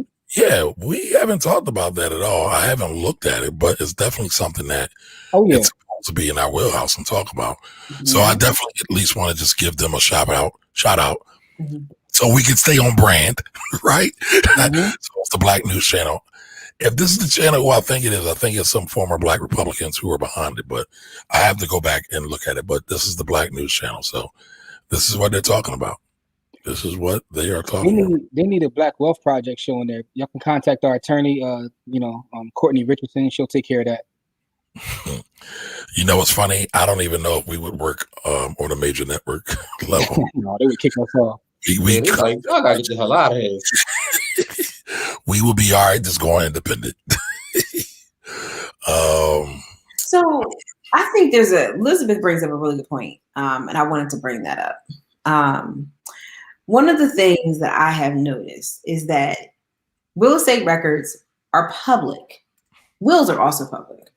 So you have to have a team around you enough to know that you don't buy shit in your name. And I trust. So there, so the reason why they were able to find what she was doing is because it was listed in her name. Now, it was really sloppy reporting. One of the articles I read, they were like, well, did she finance it? Did she buy it in cash? Well, if she financed it, the mortgage would have been on record. Just like you looked at that deed, you could look at the mortgage too. So my problem is that, again, I think the bigger issue is that when we look at Beyonce, Jay-Z, whoever, they have multiple LLCs. You can look up I know Jay-Z has one specifically in LLC in New York. It's actually listed, there. Mm-hmm. If you look at some of his documents, it will list his LLC. Now, if you want to go digging that way, then absolutely. But my problem is that there's an easy fix for this. There's an easy fix for us not to watch all of your public moves. This is true. Listen, Jay-Z owns property in Philly. He owns an apartment complex in North Philly. I came across doing some other work, and SC Enterprises owns actual real estate in Philly. But that's another story. But I remember when Ta-Nehisi. Snitching. No, I mean it's public record. I'm not. It's not like Jim. It's not like Jim the Feds. But no, because when I saw that, I looked it up, and it's actually they wrote an article about it. Actually, it's an article in the Inquirer about like him buying real estate in Philly. But anyway, and the article was about just real quick. Like one of his tenants found out who it was and tried to make an issue, but they didn't make an issue till they found out Jay-Z was the owner of the LLC. But anyway, as an aside, right. I remember when Ta-Nehisi Coates wrote his magnum opus Between the World and Me, and he had an interview where he said that before he did that, he was moving when he got his money from his book or what have you, and he had set up some crazy like triple blind LLC, this, that, and the third, because he knew he was putting his book out and he didn't want no one to know where he was moving to. So he, did the right thing in terms of protecting his purchase. So you really can't. It would take a lot to figure out that it was him who made the purchase, because he understood the work that he was doing. Right. And I guess that's kind of Courtney's point. If you understand that this is the kind of work you're doing, outside of just being scrutinized for months, just as people know where you live in. Yeah, purely protecting yourself, right? To Corey's point about what happens to people who put their lives on a neck like that, it's just, and that's why we were talking about the optics, not whether she should or should not have done, because she's a grown woman. That's her money. She can do whatever she wants to do with it. Yeah, she tripping. All right, so Elizabeth also said, how many times did we question Beyonce, Jay-Z, Eddie Murphy have made decisions we all may have not agreed with, but the ripple effect and the way it was benefited so many. Facts. Mac Maya, how are you? Hey. Mia, she gonna knock you out. Okay, Mia. Yeah, she got hands. She might come swing on you. I don't want no, listen, I'm in the Fat Boy Club. I don't want no smoke. I probably will go down real easy. All right, so Elizabeth said, in regards to how how I know Jimmy got something to say. How BLM organizes and distributes funds received. It's all through local chapters and organizing. If money wasn't given or properly allocated, you got to take that up with the local chapters. There's nothing with BLM is national. Anything last I checked. So there's also to tease out. I understand how families feel, but local chapters have to do better. She also brought that up in that interview too. She said they got about 3 million that they dispersed to about 1,000 different families. So I thought that was impressive as well. And that didn't go through the chapters. So to Elizabeth's point, they get their hub for money a lot of times, and they're distributing out to more than just BLM local chapters. So, all right. So Don Johnson says the blue check. So we know who he's talking about. Oh, yeah. The blue check queen, the blue check 11, the blue check diva is in the building. We ain't mad at you, Courtney. No. She's talking about her Ford. I'm talking about her Ford. She holding them leaps. 2023. All right, still on it. I brought 2023. Oh, he's talking about Ford. Okay. Yeah. All right. Ford shaded the hell out of Tesla readings. Yeah, they did. They always do. All right, y'all might as well make this the main topic. It's already been done, Don. Yeah, Don. Yeah, we're there. We're there. We'll revise everything else. This is the BLM issue. Listen, this conversation needs to happen. It's live. It's okay to go with the flow. Yeah, basically, you're right. All right, so Crystal says my issue doesn't have anything to do with the black man or family argument. All right, so yeah, Crystal, Courtney asked, what is the issue? What are the questions? She said it later on. Yeah, she got it. We're like real back in the comments. All right. Yeah, I mean, we getting there though. We making our way through. Do your job, bro. You cooking right now.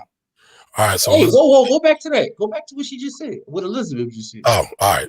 Thank you, Corey. Corey, both of y'all, all of y'all actually do, but thank all of y'all. We're definitely splitting hairs as a community. The work speaks for itself, but we legit think if we don't mention the nuclear family, means they don't support it. Ooh, when the founders are black queer women. Yeah, I have no problem. That's yeah. I don't really care about that. Yeah, we've never really had a nuclear family. And when I talk about that, we've always, for the most part, been intergenerational as much as we could be. And so, again, I think, when we start kind of judging the way we are operating according to other cultures, we get ourselves in trouble. Mm-hmm. But I think this point, I'm sorry, Courtney, go ahead. Finish your thought. I'm sorry. That's pretty much my point. I think we're getting too upset about things that really don't matter, that aren't cultural, that don't culturally belong to us. That's a whole other conversation. We're about to put a whole other show with that. Yeah. I get your point. I got things to say about that, but we are an hour and 20 minutes in already. But just the only point I want to make, and to me, right? So that whole comment about their mission statement, that comes up often when you start discussing their work. And my thing is, that's their organization. Yeah, from thousands and thousands of organizations. If you want to start, your organization and say, we're working for black little people, then do that. Like whatever your thing is. Like, that's no shade of disrespect. I'm just saying, like, listen, as long as we're working, we got to be working towards something, right? And if we put black people first, that's all I care about. But anyway, go ahead and finish the comments, Kamari, so we can catch up. All right, so Elizabeth says, and they stated that first to make sure that black LGBTQI community felt safe. You know what? I think you're the first person that's ever said that, or at least that I've noticed, right? And I think that's a solid point. That's not true, because I saw Ernest put that, but yeah. Well, I would expect Ernest to say that, and the Ernest we're talking about is Ernest Owens, everybody, who is a queer or gay black journalist. So I expect him to say that. But I'm talking about everybody else who has a problem. Okay. But I think that's important though, because again, when people think black community, their first thought isn't everybody. Yeah, thinking straight folks. Yeah, my thing is, I don't care what you do behind your closed door, or not in behind. I don't care if you do it on your porch. My thing is, if you define yourself as black and you for black people first, I don't care what you do. Right. You know what I mean? Like that's not none of my concern. Your sexuality is none of my concern. I don't really care. Mm-hmm. Like, do you get to it for black people? Yeah. Yay or nay? You know what I mean? So, but again, like Jim said, it's their organization. They can set up their mission statement any way they want to. but it's up to us to define what we want done for our communities. Like we can't depend on them to define what needs to get done in our communities. We, as part of those communities, had to define what needs to get done, and then we need to go ahead and do it. Like that's not their job. That's not literally their job. And I have a problem with charity. Period. I think charity is a gateway to control. Right, because the literally the way that the United States controls the rest of the world is through charity. Everybody thinks it's through bombings and stuff. The United States literally controls the rest of the world and poor countries through charity, and that's their main way. That's why missionaries were sent out all over the world. When they try to control stuff, they don't send out troops first; they send out missionaries so that they can control things, and then they send aid. They send missionaries and then they send aid, then they send bombs. They don't send bombs first. No, I got you. Gotcha. And so that's the exact same thing they do to the Black community. So what you seeing worldwide is what they do on a micro level too. What you see on a macro level is the exact same thing they do to us on a micro level here in the United States. All right, so let's get into this one. Crystal says, why do we have to specify anything? Black Lives Matter. Doesn't that cover all Black lives? Well, I think I talked about that earlier, about how some of the things were on the fringes and they were centering. I mean, that's it. According to your point, though, like, you know, I agree with you. Like the whole idea of charity, how you control people, man. Like I told you earlier, when I saw Alvin Kamara say, man, there's 25 reasons that people do things. One is money and the other 24 don't matter, right? So money allows you to control people and things. All right. So Quran says, I don't get the issue with the name. It's a call back to history and about what matters in America and the world at large. I get it. Quran, a lot of people don't like the name though. It's not an affirmation. It's a plea for help. It's a plea to Black power is an affirmation. That's what Black Lives Matter is a plea to my life matters. My life matters. My life matters. No, what matters in America? Has Black life ever mattered in America? It has mattered, but it's been mattered for profit or for as chattel or as the underclass. So it has mattered. But I think that goes exactly to Corey's point, mattering to do what and to whom for what purpose. Yeah, like for what? To who? Where do Black lives matter? Mattering for chattel's a whole different. Because the reason why they had a problem with the Panthers because they didn't say Black Lives Matter. They said Black Power. Period. Right. Yeah, and so King didn't like the term Black Power, and the government had a problem with him too. So, no, they did. I'm not saying they didn't have a problem with King, but you're misconstruing the whole thing. And Dr. King started to come around to the point that the Panthers were making before he got murdered. I mean, that's going to lead to a whole other conversation. I just feel like we should really leave alone when you talk about Dr. King and just talk about Black Power, because I got some unpopular thoughts about that. But you know, I just think as it relates to that, right? It's a name, and clearly the name has rung, and it has brought up emotional. But the thing is, there's something to a name. Especially when you're talking about Black people. Well, let me finish. And so I don't think the name was for Black folks. The name was for everybody else. That's what the name was. And that's why I don't get why so many people have a problem with the name, because I don't want nobody.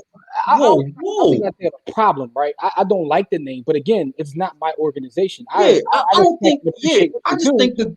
Yeah, it's not for me. It's not for me to like. I think the name should be affirmative. One at a time, y'all. Go finish your thought. We're saying the same thing. So I think the name also should be affirmative. But again, it's all about the work, right? I'm not going to get caught up in the name. I don't like the name, but that doesn't mean that, you know. Yeah, I can respect the work without liking the name. I don't like the names of a lot of stuff.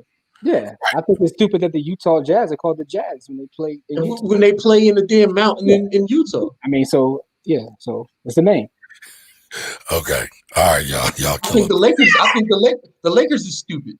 Yeah, they're by ocean, right? They're by ocean. No, they come from Minnesota, the land of 1,000 lakes, and they didn't change the name. And the Utah Jazz started in New Orleans.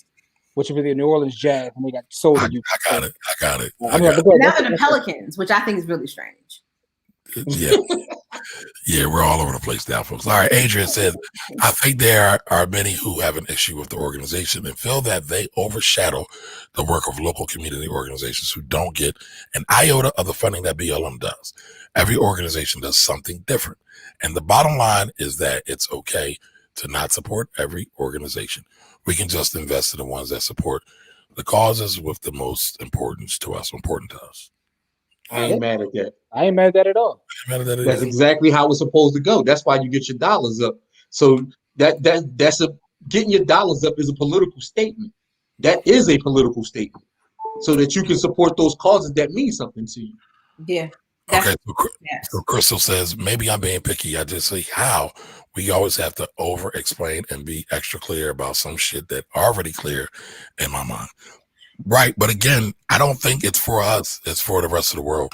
So I get it. I definitely, but I think we should talk about that because I do feel like in so many spaces we feel compelled to. You talking about explaining? Yeah. Okay. I mean, I just want to be clear. Yeah, he's not lying about that. We always got to explain. Like, come on, man. And it's that adds like to another level of trauma and confusion and other things. Like, I mean, I come in, you feel like you have to explain every aspect of things, and it becomes exhausting. Yes. Well, Courtney, remember, we literally just had that conversation this week. Mm. Y'all have a lot of conversations. We do. Courtney, like, huh? We do. Which one? No, talking about explaining ourselves. I was saying that I don't feel the need to explain myself, and she basically echoed the same thing. And we were talking about some marketing stuff. And y'all agree? Yeah, it's rare. It's rare, and it's funny that she announced today at dinner that we talk all the time. Yeah, and we argue like all the time. We're like true brothers and sisters, right? Y'all agree? Hold on, like how? Yeah, right? Huh? All right. So this right here is probably the best comment of the night. Courtney, did you say vegan chitlins? Yes, she did. She definitely did. I totally missed that because I would have bust out laughing. I did because I'm tired of it. Like I was like that to me. Like there's like signs of gentrification and like interesting soul food kind of starting to get up there. Like we have sweet potato hot pockets. What are you doing? Why are you doing that? Like, we have collard green salad, with some, with a little bit of apple cider reduction. What? Yeah. What? Monica showed me the other day about they took collard green wraps or something. And I'm those are pretty good. I like collard green wraps. I actually like. I'm a definite fan of them because I've never had one before. I didn't know that was a thing. Like, they are really good. I mean, they're better than these other wraps, and I feel like they're good for roughage. We have to have them for more roughage, and I feel like collard greens as a vegetable is my favorite vegetable, but it's the most labor intensive vegetable that I don't really feel like being bothered with. Yeah, shout out to collard greens. So, all right, we're not talking about potato salad with raisins no more. We can't be doing that. But listen, y'all, you're watching the Black Ball Project every week on Sunday, 7 p.m.-ish. We are here, y'all. So do us a favor. Make sure you share this out. Y'all can tell we don't have the run-of-the-mill conversations. We actually have real conversations that are really on the hearts and minds of people in the Black community. And that things that, honestly, really need to be talked about. And that clarity, that communication is really, really good. So we can create a better tomorrow for our children. So let's get back to the rest of these comments. All right. So Crystal says I have more, but too much to type.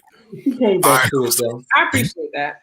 Yeah. Well, Crystal came back to it though. She came back to it because I've been reading the comments. Because Crystal couldn't keep her, so she's like, I got these bars on. She wasn't going to type it, but she's like, later on. Well, Crystal, do us a favor, go into the Black Ball Project and type it out or do a video or something. I'm always interested to see opposing views. I don't have a problem with opposing views. All right. So Adrian says same issue in Chicago. And yes, it's circular. The crime got out of hand in the city. Middle-class Black folks fled to the southern suburbs. And of course, whites fled. Now what kicked the middle class moving back to the city was when they tore the projects down. Some people like to say they aren't class differences in our communities, but the suburbs essentially crashed. We moved back to the city but many left IL or Illinois, period. The gentrification isn't pushing many of us to the suburbs again. We're leaving. Gotcha. Monica says level of ownership can be tied to how much time a neighborhood spends in the cycle of spending the stage of the cycle. For example, a neighborhood that is systematically oppressed can be perpetually stuck in a decline stage. Yeah. Yep. Yeah. Yep. Because, you know, I see a lot of people that will talk about gentrification, but nobody talks about perpetual poverty in many of these areas that were. It's stuck in one of those stages of the cycle that Jim was talking about, where he was talking about Chestnut Hill being stuck in a stage of a cycle, which is a smooth stage of the cycle. Our neighborhoods get stuck in a declining cycle because of the systemic oppression that we keep facing, and so that's real until it hits a certain point, and then that's when, you know, them folks come in and grab it for so that they can change the cycle. But there's a name for it. It's called blight. Yeah, I agree. And redlining perpetuated much of it, most of it, all of it. Yeah. All right, so Latoya says, I actually think you're referring to Tamir Rice's mom critiquing Tamika Mallory and others for centering themselves in the movement when they haven't received payouts. Yeah, that was a thing. Yeah, that everybody gets critiqued though. Al Sharpton gets critiqued. Jesse Jackson got critiqued. Everybody that has done anything or been prominent at any point gets critiqued. Al Sharpton is a FBI informant. And yeah, well, we're gonna start there, but that's not. I want to say, he's a lightning rod, right? Because I want to call him something else, but I promised myself I wouldn't be slanderous to the black men on this show, but in public. But Al Sharpton hasn't done anything for black people in years. I respect Al, right? I know I'm in the minority. I respect him because he shows up, right? And I respect Al too. Because I said that to a lot of folks, right? So a lot of folks, like, they show up, right? Now, again, this goes back to tactics. Whether I agree with their tactics or not, that's a different story. But I respect him for showing up. I mean, sometimes he shows up when he's being lied to, like with certain cases. But again, he shows up. He's on the front line, so I gotta respect him for that. Now, listen, a lot of what he does, I don't agree with it, whatever. But I gotta respect him for showing up. That's yeah, man. Remember now, man. I want to be. Man, listen, man. For me, it's more than tactics, though, right? Because I think he a grifter, so that's different. Whoa. I think he's for profit off of black pain. I don't know about that. You know, and so I mean, that's just my opinion. So that's listen, that's your opinion. I get it, bro. That's my opinion of what he does. I think something has to be said for him to show up. I think there's like something has to be said for that. Hey, listen. Here's the thing: it's a matter of perspective. But a lot of stuff doesn't get traction until Al shows up. I think there's a value to that. And I also think this is the Black Wealth Project. We're talking about wealth. We're talking about money. We're talking about the total facet of life. A lot of times our relationship with money is really, really skewed in the way that we look at Al Sharpton, right? Because we expect him to show up, everything for free. Friday, not you particularly, Corey. I'm speaking generally here. I'm about to say. But, because I'm speaking to the general perceptions and thoughts of it. Because, they think he can do all these things. He can fly people out. He can get people's hair and makeup and wardrobe done for court cases for free. Shit costs money, right? So, there's a balance between all of that stuff. But I'm sure for the people that he showed up for that has helped to get a spotlight and justice for folks, many people are happy. I'm sure many people are upset too. But, it's not a black and white thing. I'll just say. It's funny because I watch a lot of documentaries, bro, and like, Al Sharpton been on the front lines for so long.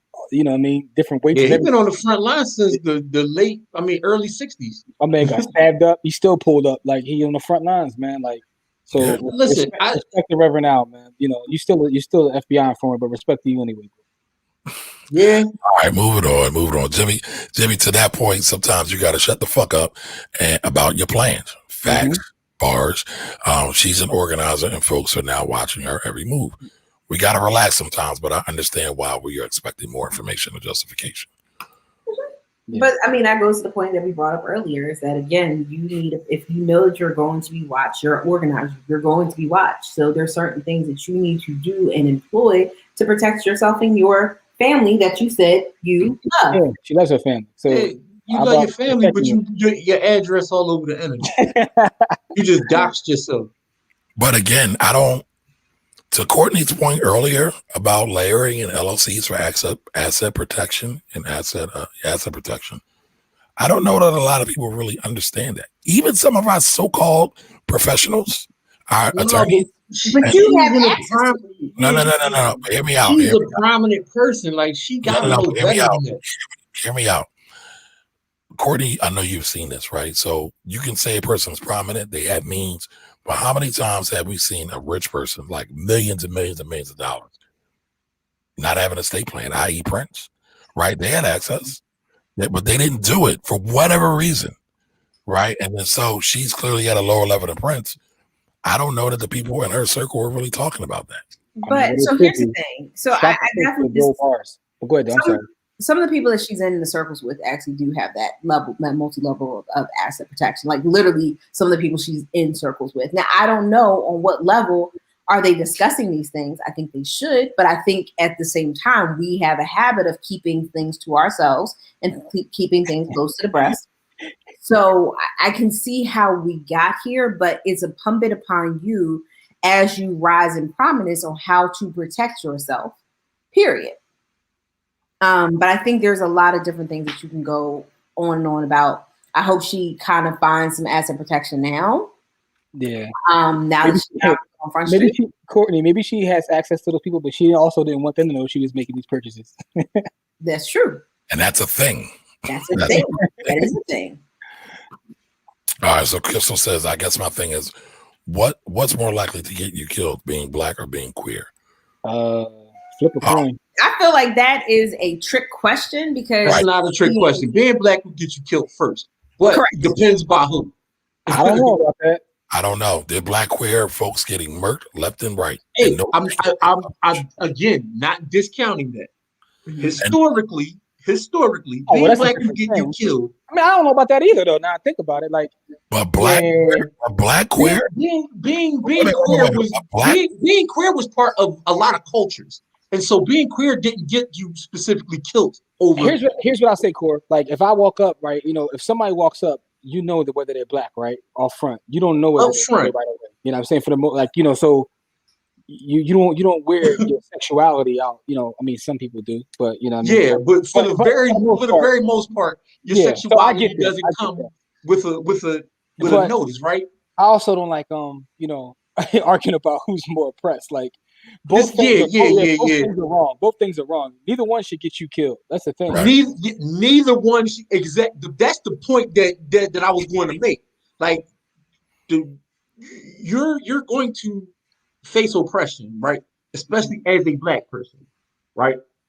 And as a black queer person, you're going to face oppression, and you're going to face more. You have a higher chance of getting killed than the average black person, right? Just because your sexuality is a hot button topic with a lot of people, and so that's another layer.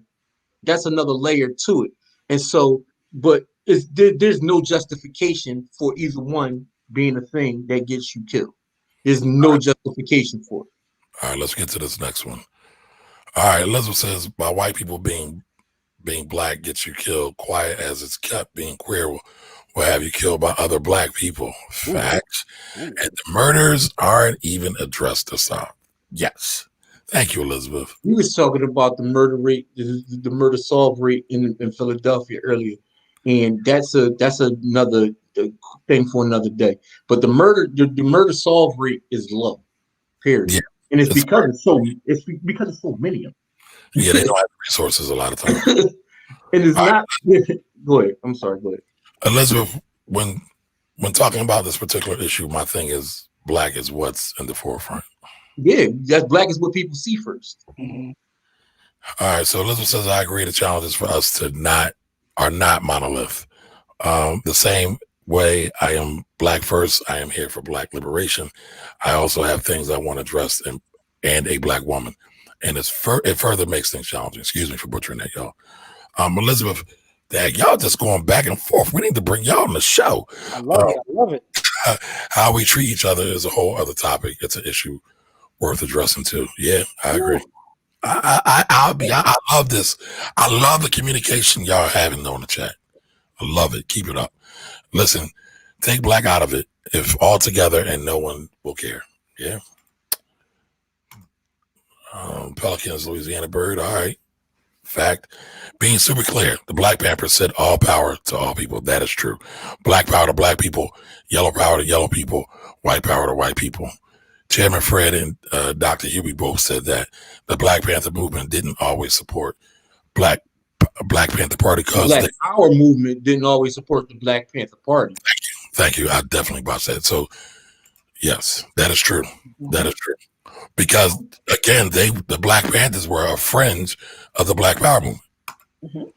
So Kamari, also thank you for the social media shout out. Got caught up in the comments. No. It's all good. Yep. Courtney, I saw collard green grass the other day. That's because Monica and Jimmy be shopping in them bougie spots. Whoa. I couldn't resist that. I know. I'm gonna wear that. I'm playing, y'all. I'm playing. In Black neighborhoods, though. Yeah. But so that sweet potato hot pocket sounds good. They didn't put cinnamon in it. Well, I'm sorry, they didn't put nutmeg in it because it's too expensive. Did they have raisins? Okay, so, all right. So the Facebook users Alethea Cooper. Alethea, you gotta get. That was me. It was me responding to Althea. I'll see it, and you be butchering people's names. You gonna get names. You gonna get fucked. Thanks for bringing extra attention to it. I mean, we could have just glazed over. These people gonna bring that attention. You keep butchering people's names, they gonna knock you out. It'd be your own people that bring you down every time. The pelican is hold on. The pelican is the state bird of Louisiana. It is still strange. Yeah. It's weird. Are there Pelicans in the Gulf in New Orleans? What'd you say? Why would you name your team the Pelicans? It's weird. Like, maybe a Scarface. Weird bird. First of all, pelicans are just a weird bird. Can we talk about that? No. No. We don't got enough time. But yes, they are definitely just a weird bird. And the slender pelicans. God. All right. Adrian said, I heard so many things. I think there's a clash in optics and purpose of the organizations versus ADOS movement versus the feelings that BLMs profit off of Black male death versus their ignorance, the deaths of Black women. They are so many underlying internal issues about, including misogyny, and that it's mind-numbing. Okay. Yeah. Mm-hmm. Exactly. Feeling like they had to explain and list who and make people some feel comfortable. I don't know if they're making people feel comfortable, but let me get. No, she's talking about the Black Lives Matter mission statement. Right. Yep. I got that. I don't think they're trying to make people feel comfortable. And I don't really think that statement's for us. It's what's caused the whole they don't care about Black men and the nuclear family, yada, yada, yada, and created a divide and made it easy for the right-wing media to plant seeds of doubt and give wings to the Black folks who made up their mind about BLM wasn't for all of us. I'm overthinking. Sorry. Am I overthinking? No, I don't think you're overthinking at all. I mean, I've heard a lot of that. I hear a lot of people say BLM is trash because they don't address Black on Black crime. By the way, Black on Black crime is a trash saying. Yeah, that's the ultimate trash saying. But I wanted to use it because that's what's commonly used. But oh my God! But I hate that. Please don't say that in any kind of seriousness around me. Yeah, I don't want to hear that. That's why I gave the context. That's why. But also, y'all, no, not you specifically. I'm just saying, I don't want to hear that from Black people. Oh. No. Those boomers be using that logic all the time. I've had enough of boomer logic. I don't debate people no more. Like, I'm just past that, man. It's like, But shout out to my song because he allegedly got $1 million condo in New York too. But you ain't hear that from me. Yeah, they coming for Mike Son and Tamika Mallory right now. So I just hate how we have to go above and beyond to prove ourselves. Yeah, and so you know what? We have to do that to mainstream society, and we have to do that with our own brothers and sisters, which makes it even more frustrating. Mm-hmm. So But I'm stuck on that sweet potato hot pocket. I just want someone to walk in and say, "What the hell is this?" Exactly. What is this? A hot pocket? So how dare you enclose the sweet potato-ness in a hot pocket? You probably didn't even make that crust from scratch. Oh god! Like, they probably didn't put any nutmeg in it because the nutmeg is the more expensive spice. Listen. Courtney's really, y'all see, Courtney's really about her food game, y'all. So because I've seen it. Like, I have seen it, and it really burns my soul. It just really gets down and like, have you ever heard that song, that fire shut up in my bones? It like, I feel like that's what I feel like. Listen, man, y'all got to start decolonizing your plate. Oh man, that's a fact, but I don't even want to go there. Yeah. I do. It's some chick on Instagram that Monica follows. He's a nutritionist, and her whole thing is about like revolutionary eating. And one of her hashtags is like decolonize your plate. And I always find that funny. I think it's real, but that's definitely real as hell. But we got so many fights in so many different areas, bro. We got fights in health, finances, like everything. It's like it's 6 million fights going on right now. We at war. I mean, most of us don't even recognize it. Yep. All right, Crystal. Most people won't say war. Scared to death. All right, so Crystal says he serves a purpose whether people like him or not. Speaking of Al Sharpton. So, yeah.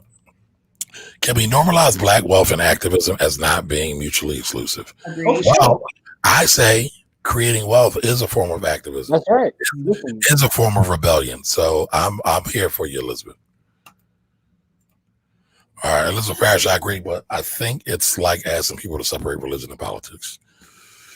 But here's the thing: you can actually have religion and politics together. Problem is, most people that talk about religion and the most people that talk about politics only know about it by listening to it third hand. They never actually study any of the text or any of the laws themselves. The text themselves are about third. No, I'm sorry. Go ahead. I don't want to go third party. Let's just go. Big facts. I'm a classics major. I was almost a classic major. I didn't finish my Latin class, neither here nor there. But no, they went from an oral society, and because they had a written society, they took what they heard from these other cultures, African cultures, and they wrote it down. And they became the originators with Greek. They weren't the originators of the thought. They were just the first people to write it down. They weren't even the first to write it down, but we're not going to go. Right. Yeah. That's facts. But oral recitation is a thing. Where was I at? Keisha facts. Crystal facts. Excuse me. I'm messing up names, y'all. All right. Courtney, you should reach her and put her on game.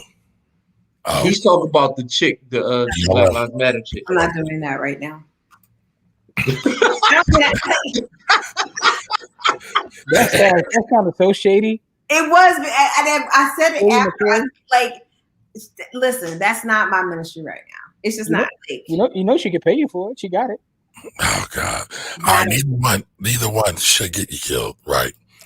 Monica and Jimmy Rich. See, I ain't the only one thinking. No, I'm broke, baby. I'm broke. I ain't got no money. My job at the beginning of this episode, right? What did Jimmy say? I'm glad I got my new rental project rented out, and I'm getting the next one right now. I'm broke, baby. Yeah, pretty much. All right, no such thing as black on black crime. No, it's not. But people love to use it. They don't realize it's a weapon, a tool of mass destruction for right wing. Yo, Elizabeth be snapping.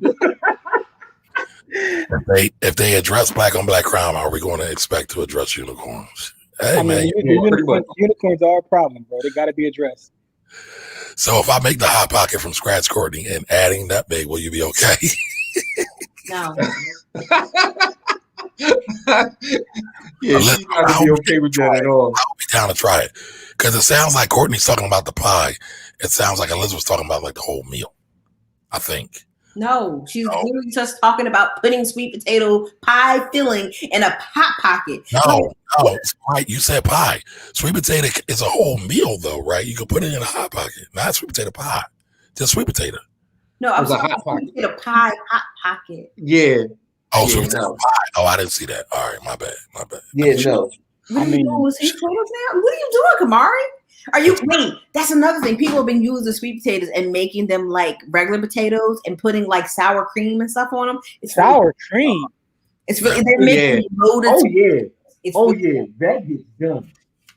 The clear people do all kinds of reckless stuff. Listen, I'll eat sweet potatoes. Like I'll make sweet potatoes, I'll throw them in the oven, and then I'll just eat them plain. Sometimes Sour cream though, bro? No sour cream. Right? No sour Okay. cream. All right. Yo, No, listen, I know places. no butter. No. I went to dinner with my wife at an establishment that I won't name because it wasn't black. And I mean, listen, I went where she wanted to go, and we ended up in a non-black establishment. But anyway, I ordered the steak and the potato, and they brought my potato out with sour cream and chives. I was like, no, you gotta take that back and get all of that off of there.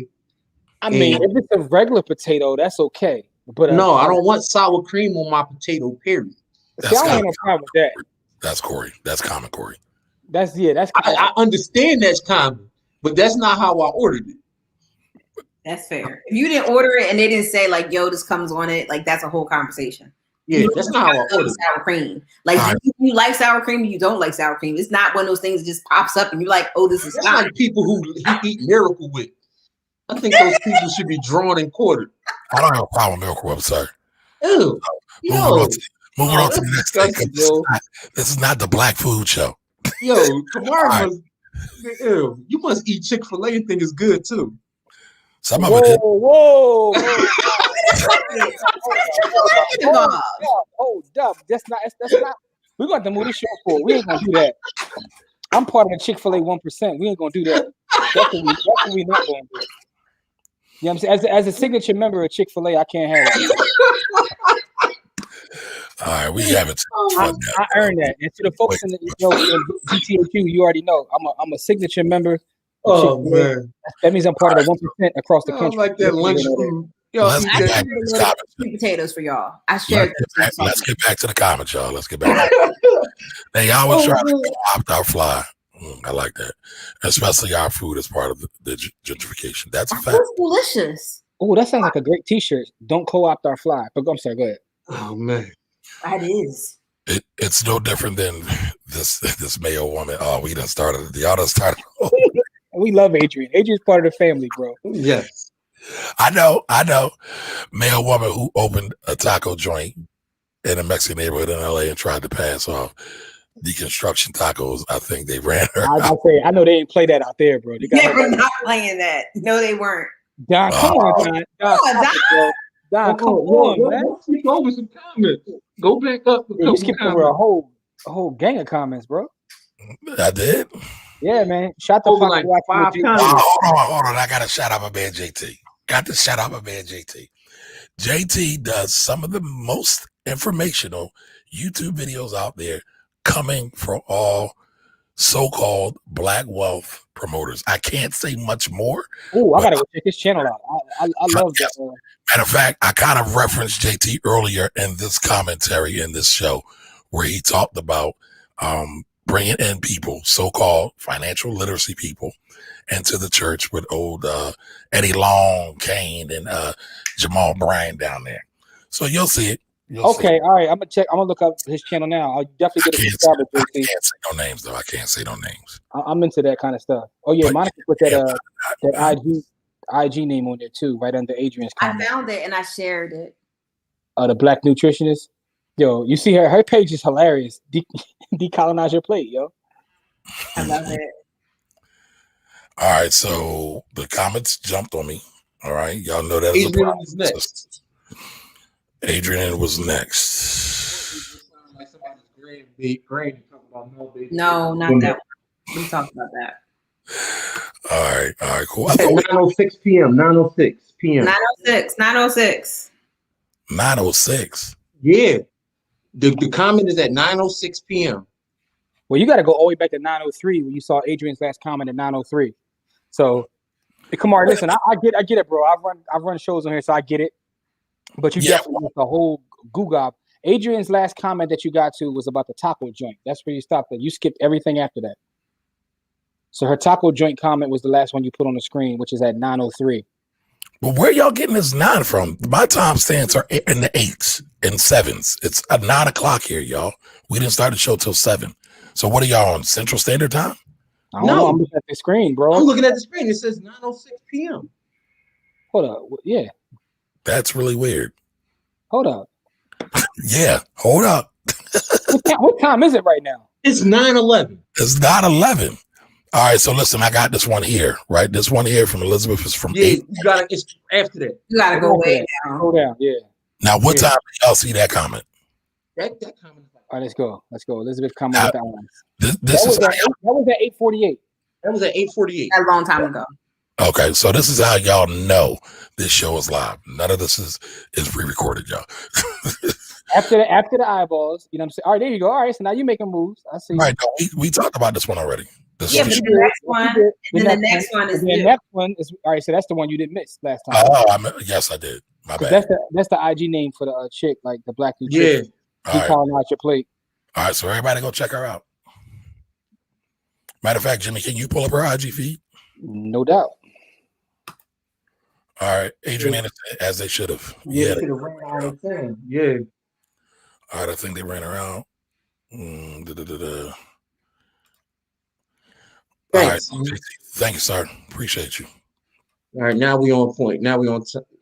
Yeah. All right, so Courtney just sounded like someone's granny. Nah, baby, I'm not doing that.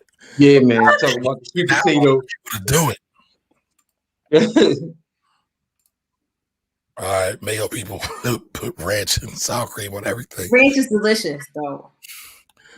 Corey did not want the sour cream because it was. Hold up! Filet. Don't tell me that you use ranch on your buffalo wings. Corey, violent. Blue cheese, man. Blue cheese game. I don't like the lumps. Oh Lord, they treat it like salt butter for real. Yeah. All right, the waffle fries be hitting. As the kids say, when I did eat meat, I love Chick-fil-A a lot. Chick-fil-A Phil. Whoa. Yeah, man. Oh, yeah. This is not it. Man, we done went from BLM. We supposed to talk about Nas and Kevin Durant. Hey, we gotta get that next week. We had an amazing. Yeah, we gotta get to that. We had an amazing conversation this week. Yeah. So this is the Black Nutritionist. It's her last post. Soul food is not killing Black America. Food apartheid is. Reject the stigma. Embrace your mac and cheese. Ooh. I'm going right to her page right now. Follow. Listen, man, she's fighting the fight that's out there too in terms of how we look at even our food. So salute to the Black Nutritionist. Black Nutritionist. Yeah, Black Nutritionist. She out here talking us up. All right, cool. Well, listen, y'all. Y'all know we try to stay on topic sometimes. Good job today. Yeah, we did a trash job today. It was still a good show. It was a necessary conversation, though. And at the end of the day, it was a necessary conversation, like Jimmy just said. And let me say one thing before we go. I just want to say this. I'm not slandering that lady. I appreciate her. Continue to do the work. Everybody got a part to play back to yours. It was just, having a conversation about that appearance with Mark Lamont Hill. That's what sparked all this. Because that was kind of weird. I love my family too, by the way. So I'm gonna put that out there. All right, just like demonizing watermelon about diminishing Black wealth. Yeah.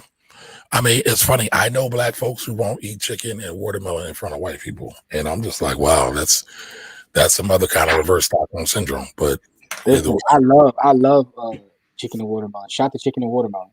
Yeah.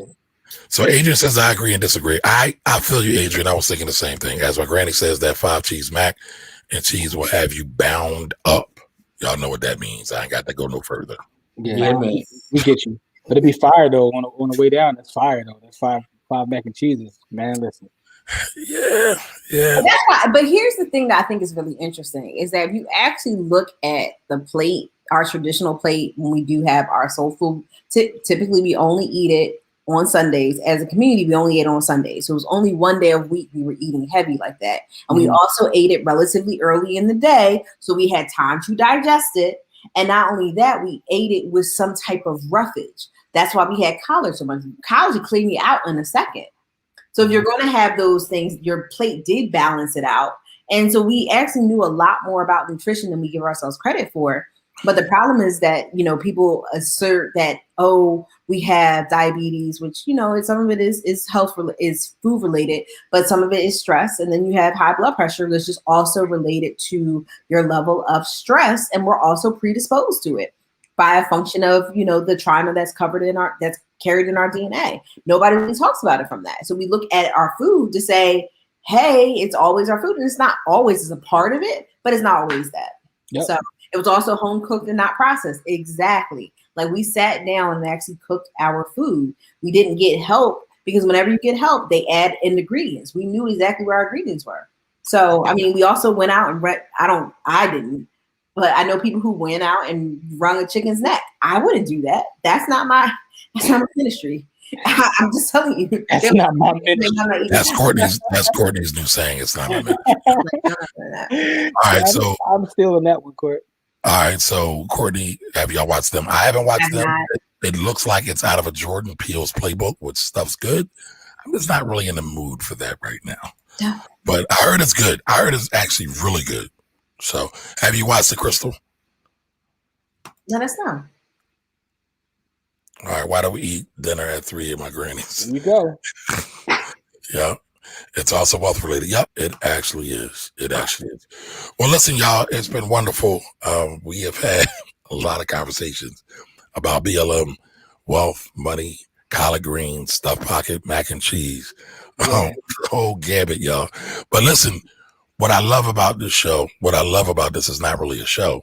It's a conversation. And we're all community here and we're all family here. We love our family. So shout out. We got to retitle this episode called We Love Our Family. Yeah, man. Lord have mercy. So listen, we appreciate you all. We will be back next Sunday, 7 p.m. And we'll talk about getting money as a rapper or a ball player. So y'all be safe out there this week, man, because, you know, this week might be crazy. So everybody, please be safe. Yeah, man. There's things going on in the judicial system, and it's causing a lot of unrest in the country. Don't get yourself caught in none of that unrest. Be safe, y'all. Be safe.